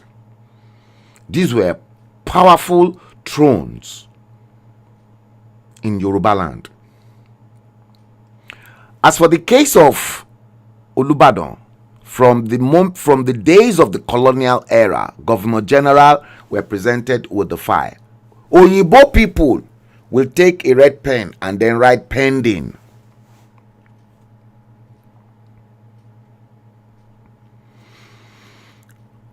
Then independence came. Before independence came, Chief Obafemi Awolowo became the premier of Western Region. When Chief Obafemi Awolowo became the premier of Western Region, the same file to upgrade all the ballets in Ibadan was brought out again, just for approval. Chief Awolowo took out his own red pen as well, and then pending. Next came Chief S.L. Akintola as premier. The file was brought out again. Chief S.L. Akintola saw what all the governor generals, the immediate past premier, Chief Obafemi Awolowo, wrote, penned. Chief S.L. Akintola too wrote, penned.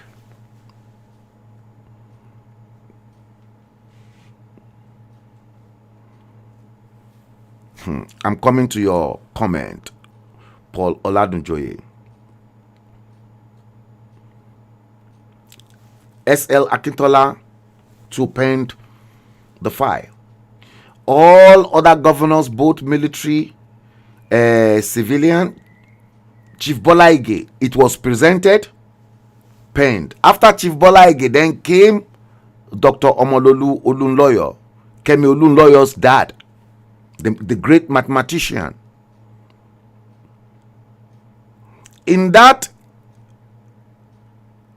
interview of Dr. Omololu Olunloyo that I watched, Dr. Omololu Olunloyo said he read all the comments, everything from the colonial masters to Chief Obafemi Awolowo and those above him. And then Chief Omololu Olunloyo said, oh, nígbà tí gbogbo àwọn òòṣà Totin pen there. When all the Orishas that were before him, they were pending. Chief Abololu lawyer said he too just wrote penned. That then came the turn of Ajimobi. Ajimobi was the only governor that was bold enough to now work on it, and then upgraded all those ballet to be the same rank as Olubadan of Ibadan. Many of you probably that may not be privileged to see the interview the late Olubadan gave us at that time. You can clearly see that action, the late Olubadan's action speaks louder than words. Could that be one of the reasons why Ajimobi's life was cut short as well?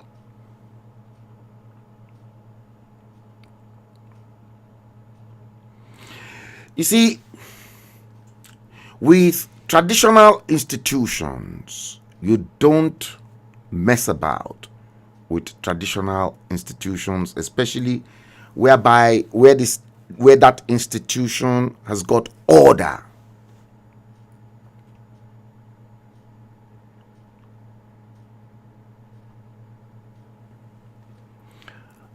I'm just warning the Igbo woman that married Arakunrin Akeredolu to be very, very careful.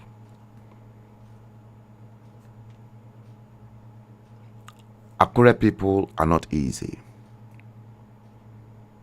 and you don't offend them. Try not to offend them. If you like yourself, stay in your own lane. The loot of Ondo State Treasury that you've stolen, according to, we're still going to know, because the new incumbent governor is going to expose your nyash, Betty. Everything is coming to light.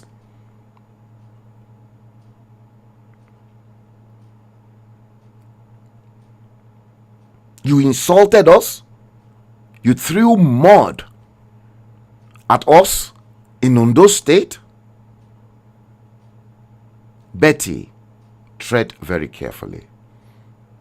That one, Bumi Ademosu, that you are now attacking, this could be your last attack on any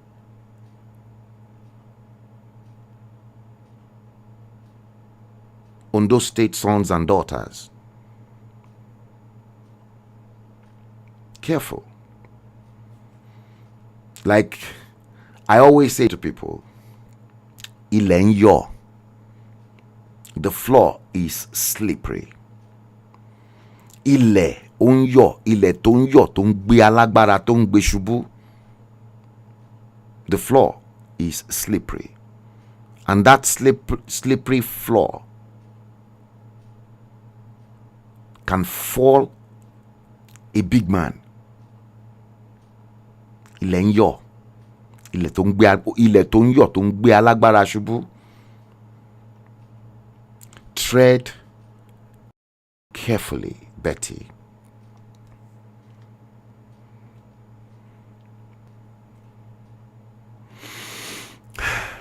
Paul Oladunjoye. He said, but with due respect, I've never seen any well-to-do men in Yoruba land marry Igbo women and not die before those Igbo women. I can count to 10, which I have seen. That's heavy. It's not like that. There are some very good, sensible ones and good ones among them. Based on that, I will totally disagree. There are very, very good ones. In fact, good ones that are even better than Yoruba women. Good ones. Their population might be very small, but there are very good ones amongst them. Now, Nigeria in trouble. Nigeria in trouble is what we're dealing with today. In Nigeria, I think it is fast approaching New Year's Day. We have still got about an hour to go here in this part of the world, in London. Now, Nigeria in trouble. I want you to please watch this because it is not finished. It is not over. Computer Village, according to this report by Channels News, is about to be demolished. Computer Village. Watch this. This is what I call a heartbreaking news. Not a breaking news, but a heartbreaking news. Now, Computer Village is about to be demolished. And you know the population of people that are going to suffer there. And the most population that will suffer there are Igbo. So, Ndibai, I think it's high time we begin to locate our bearing. Because at least the seaports in the east are now being dredged. So pretty soon the ports will be open. I think it's high time we begin to locate our bearing because this issue is becoming unbearable. And as for the Yorubas in Lagos that are doing business, well, I'm sorry. I know you are thinking that Tinubu is our locum, but sorry, it is Tinubu locum. It is not for you. Tinubu is not for you and will never be for you. It's after his interest in Lagos. Yes. So it is high time you begin to understand the situation that we have put ourselves with the wrong choices that we have made. But for our people, it is high time you just start going home and begin to build your home because it will get worse than this. Now listen to this breaking news. We have breaking news from Kelly Giga, who is in the Keja area of Lagos, Computer Village. Kelly, what can you tell us about what's going on there right now?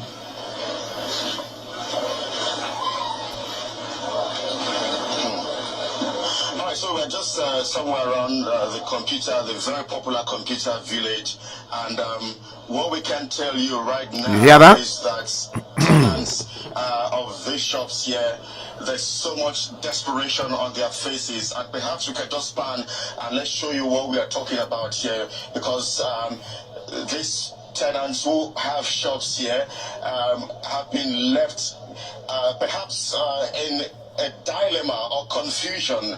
They have gotten reports about the need for an urgent renovation work, and their shops, we understand, are going to be demolished any moment from now. And that's why you can see the faces of those who have shops here, who have been here for many years. They've been asking questions as to why exactly now, and yet some of these questions have not been answered. We've only just arrived here a couple of minutes ago, and that's why the details are really very, very sketchy. But what I can tell you is that this is not the first time this has happened. They have received such a notification of demolition in 2019, and fast forward now to 2023, they have again received another notification of a demolition exercise to happen here any moment from now. When we got on ground a few minutes ago, we also discovered that some of them are already moving their items in their shops just to prepare for the worst, perhaps. But let's bring in the chairman of these shops who would perhaps give us some more perspective and clarity. Mr. Chairman, just very briefly, talk to us exactly why are your people standing here? What have you been told? Anyway, it's unfortunate that we are facing this kind of a thing from some developer, that they bend on bringing this place down since 2019. Lati wa lenu e. because 2019 I really let our fẹ́ develop of money. All right, so you have to speak in English because of our viewers, international viewers. But quickly, who said they want to come and demolish this place? Okay, then we had an invitation from developer through Power. Okay, through Power College. Then when they brought the invitation, then we tried to talk to them, but they banned on bringing it, and then we go to press, then we talk to them. Later, then we reach out to IGY. Then IGY denied that he doesn't know anything about the issue. All right. Then. All right. Then. All right. Yes, so, I mean, because we are absolutely pressed for time, we have to leave it here. We are absolutely on ground, and what we can assure our viewers around the world is that we're going to stay here and bring you up to speed with developments as they happen right here at... Yes, Computer Village. Computer Village. About to be demolished.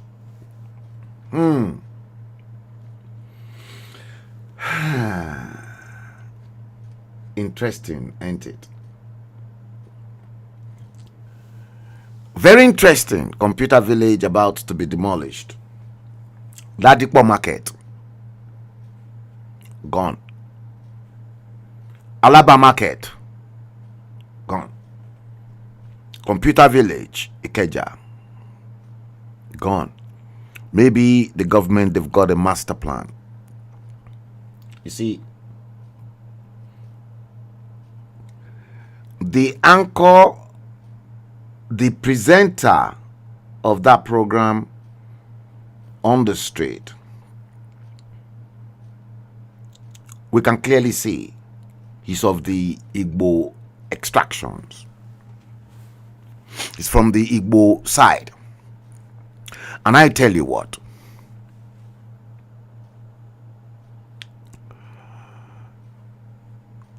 if Lagos, you see, the Igbo community, let's go back to the last concluded elections. The Igbos never had this type of problem anywhere. In Lagos. See, for me, the Igbo people dug up their own grave.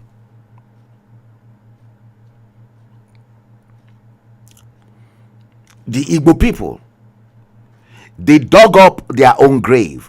They dug up their grave before the elections to inform Lagosians that Lagos is no man's land. I beg you, can a Yoruba man go to any part of the eastern state, Biafra land, to say Biafra, Anambra, Imo, Abia, Enugu are no man's land?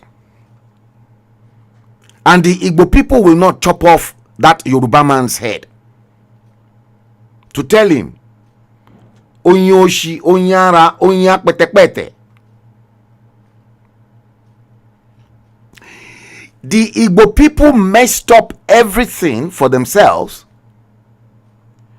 when Labour Party presented a half Lagosian, half Igbo candidate for the gubernatorial elections.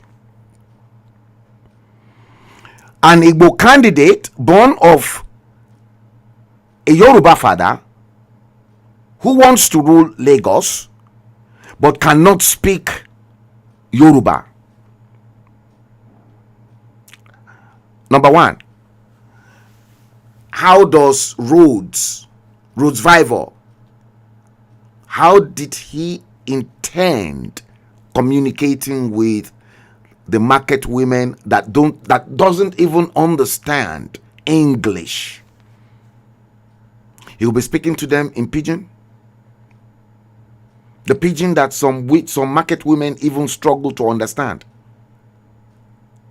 You want to rule a particular state and you cannot speak that language.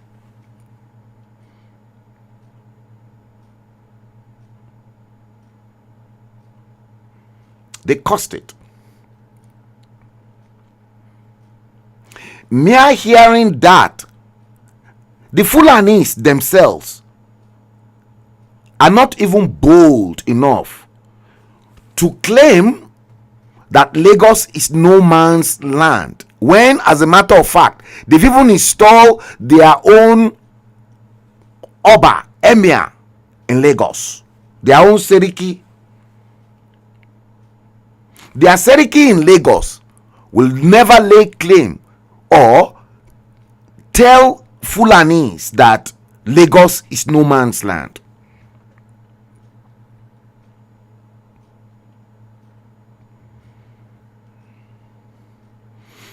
Let me take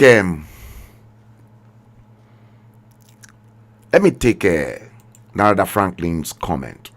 Narada, you said the people of Ondo State must critically look at realities. Betty Anyanwu Akeredolu could not have looted Ondo State Treasury without support from her husband, Aketi. Betty is not governor of the state, only a first lady.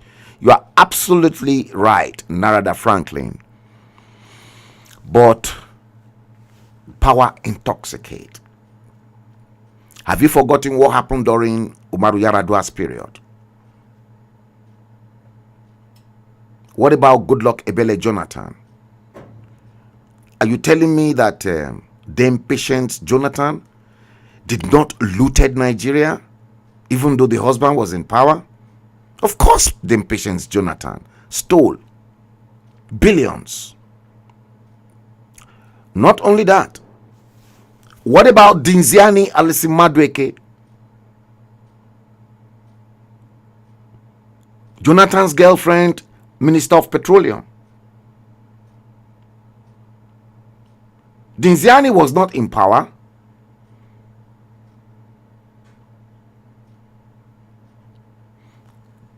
Clean example. Remiti Numbu as First Lady of Lagos then. You think she never stole?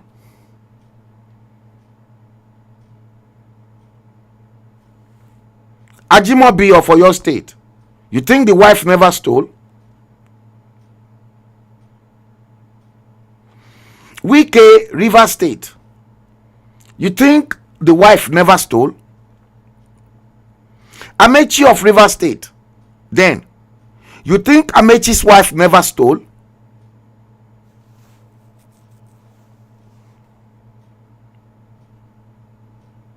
What about Umaru Yaradua? Your late fake dodgy latex head of state, Muhammadu Buhari. Fake one. Because you and I know, Narada Franklin, that authentic Buhari died.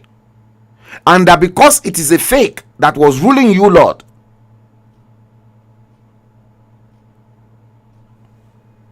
What about the wife? Not only that, the Abakiaris, the Mamandauras, the Tundes, the Funtuas, the Emefieles.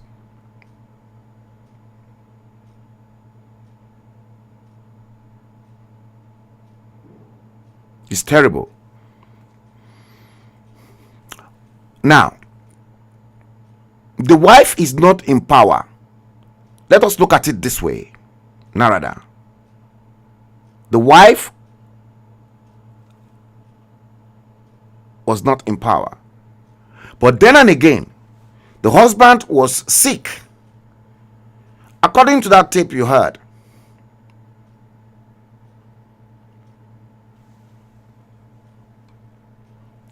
Betty was calling for all the files. Just like the same game plan they planned during Umaru Yaradua's period repeated itself in Ondo State. Just gone.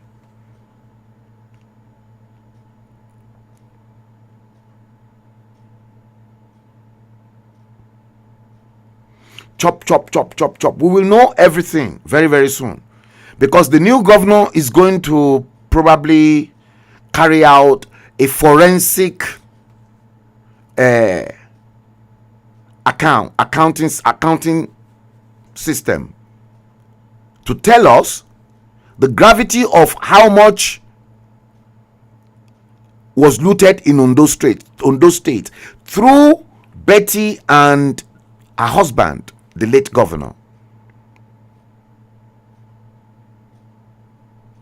And we all know exactly the power tussle between these two before eventually Akeredolu, before his death, passed over the baton of power to say he will be going on medical treatment in abroad, in Germany.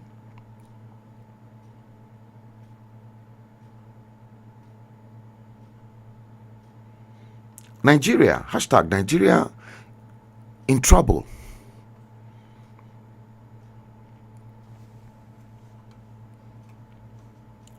There's a problem with the black race.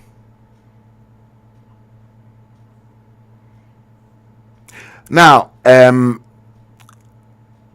Paul, you equally posted and said, agree, Tinubu is not for us. We, Yoruba, should stop being lazy and take up our jobs. Tinubu has come to banish us Yoruba on our land because Tinubu is not a bona fide Yoruba man. No, Tinubu was born in Iragbiji.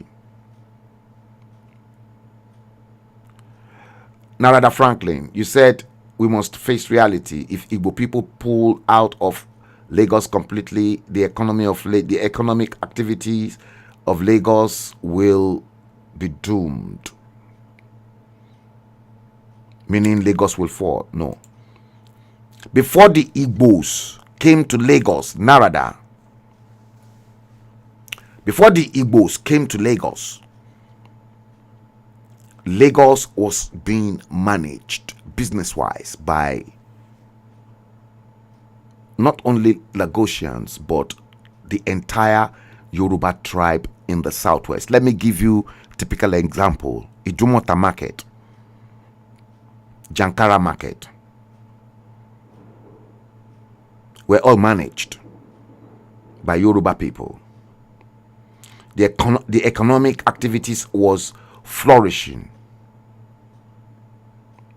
We had less Igbo people. The Igbo people flocked to Lagos after the Civil War. And we never complained. We accommodated them. They were even bragging that because we were busy selling our own land to them, that's why they want to claim Lagos. But we cannot go to the east to buy land. They won't sell it to us. Enugu man cannot go to Owerri to say he wants to buy land. Owerri people will not sell land to an Enugu man. In fact, Igbo people discriminate even amongst themselves. But a Yoruba person can buy land anywhere in Yoruba land, so long as you've got your money. A Lagosian can decide he wants to move to Akure in Ondo State, buy land, and then relocate to that part of Yoruba land. No problem.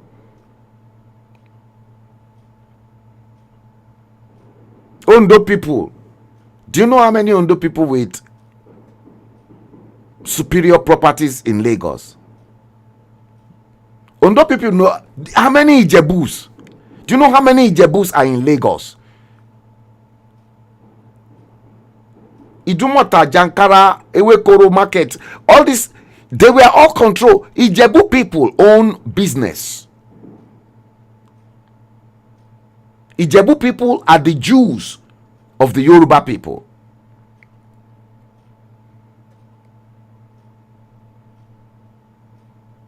So that was the beginning of the fall of the Igbo businesses across the nooks and crannies of Lagos. The very day they said Lagos is no man's land and that they want to take over Lagos and that they will take over Lagos from Lagosians. It will never happen. Forget it. Let them listen. If Babajide Sanwo-Olu said he doesn't want you in Lagos, relocate your business back to the east.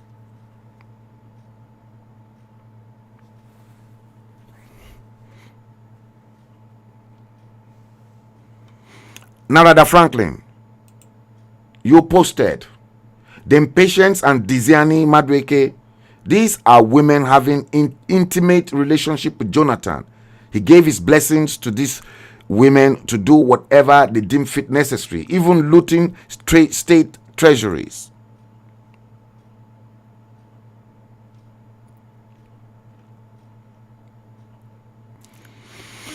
And Paul Oladun Joye, you equally posted that you were asking Narada Franklin that you don't know his age. People who traded Lagos when you were growing up were the Gambians, Sierra Leoneans, Lebanese, yes, Senegalese, and Indians with Yoruba people themselves, yes. You're right.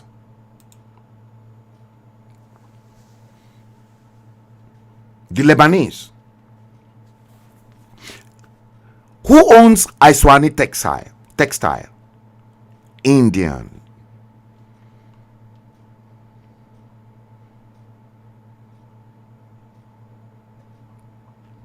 Many of these Lebanese, they own shops around Idumota, Balogun Market, everywhere.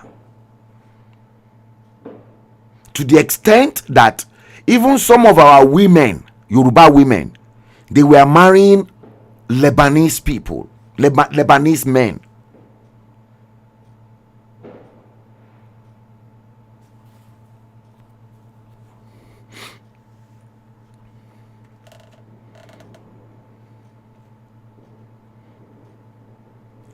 Igbo people should start thinking about how they will have to relocate back to their states. Maybe that will give the Yoruba people the opportunity to begin their own. Maybe Computer Village, Alaba Market, Ladipo Market, Lagos State, they've developed a master plan for it. So if the state, if they've got a master plan for a particular place, so what do you want them to do? They will have to develop it, because developers are already drafted in.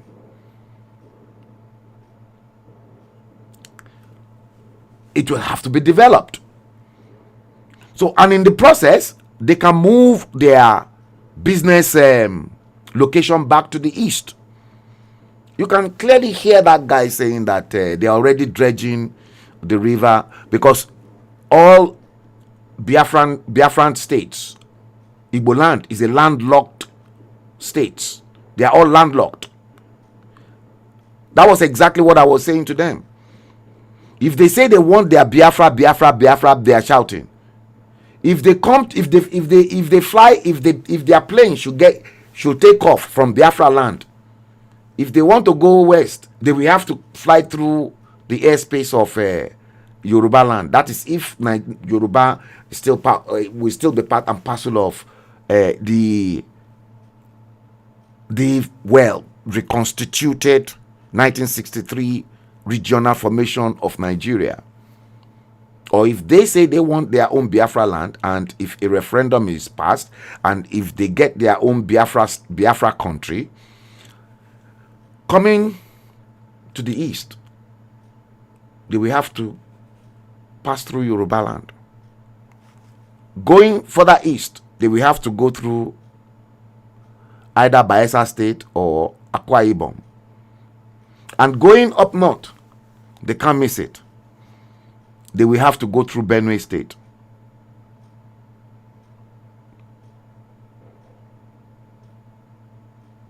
Nigeria in trouble. Big, big trouble. Massive trouble.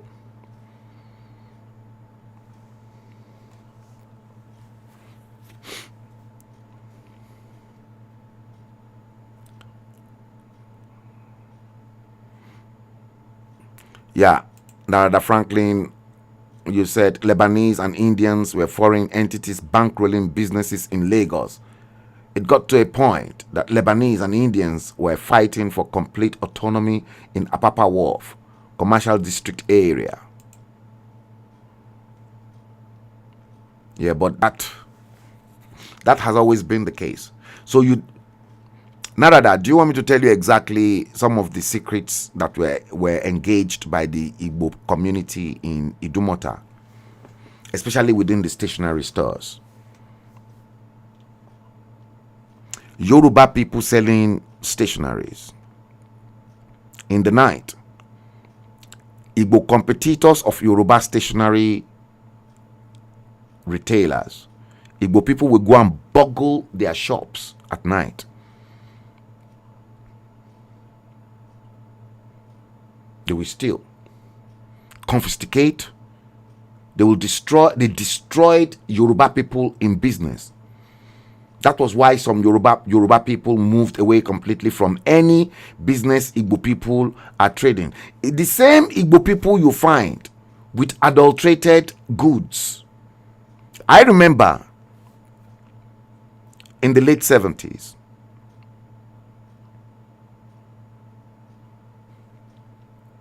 I went out to Ojuelegba to buy myself an iron, because the one I had at home packed up. And I got to this electrical shop owned by this Igbo guy, Philips Iron. The Igbo electrical dealer brought me a German-made Philips iron with a serial number, and then brought out a fake one in the 70s, late 70s. And then the fake iron was 10 naira. Then the original iron was 20 naira.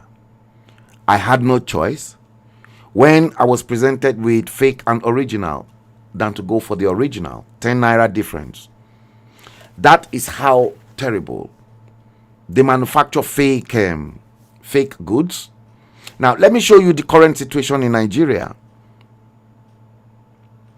Let me show you this.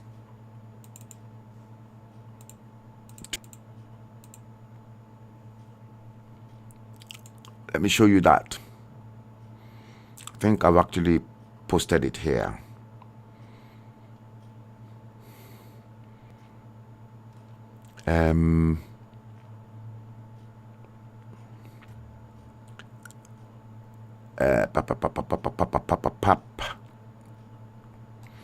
Okay, I think it's probably in MP4 folder. MP4 export. Let me see.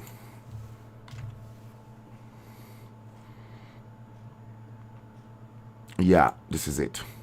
Let me just transfer it onto the streaming folder.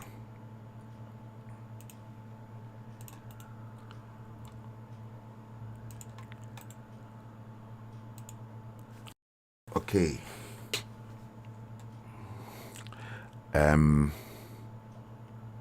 Let me bring it in.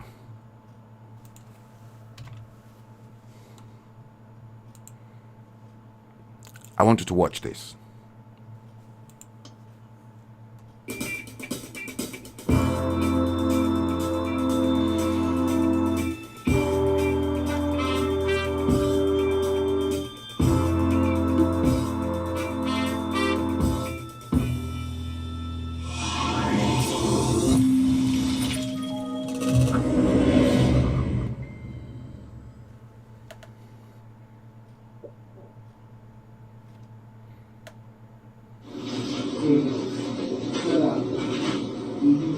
Milo, fake adulterated Milo,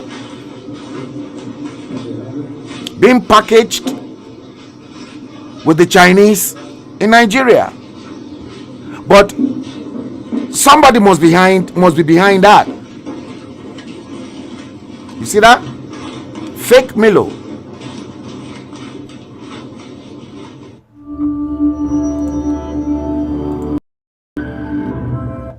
Fake Milo. Who are those behind it? Who are those behind it?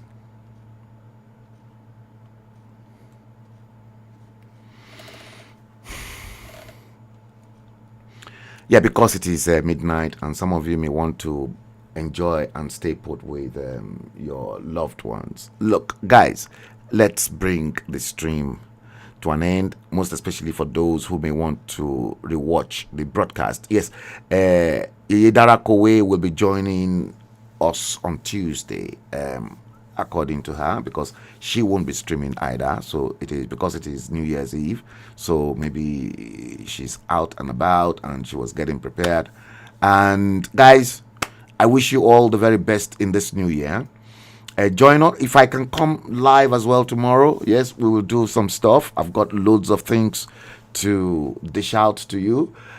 Please don't forget to like us, subscribe, and share the live stream. Thank you guys for coming to watch the stream. I hope you have enjoyed yourselves, and I look forward to seeing you in the new year. Take good care of yourselves, and I wish you love, I wish you blessings, and I wish you the maximum protection from the spiritual source of all creation. Until next time, take good care of yourself. Goodbye.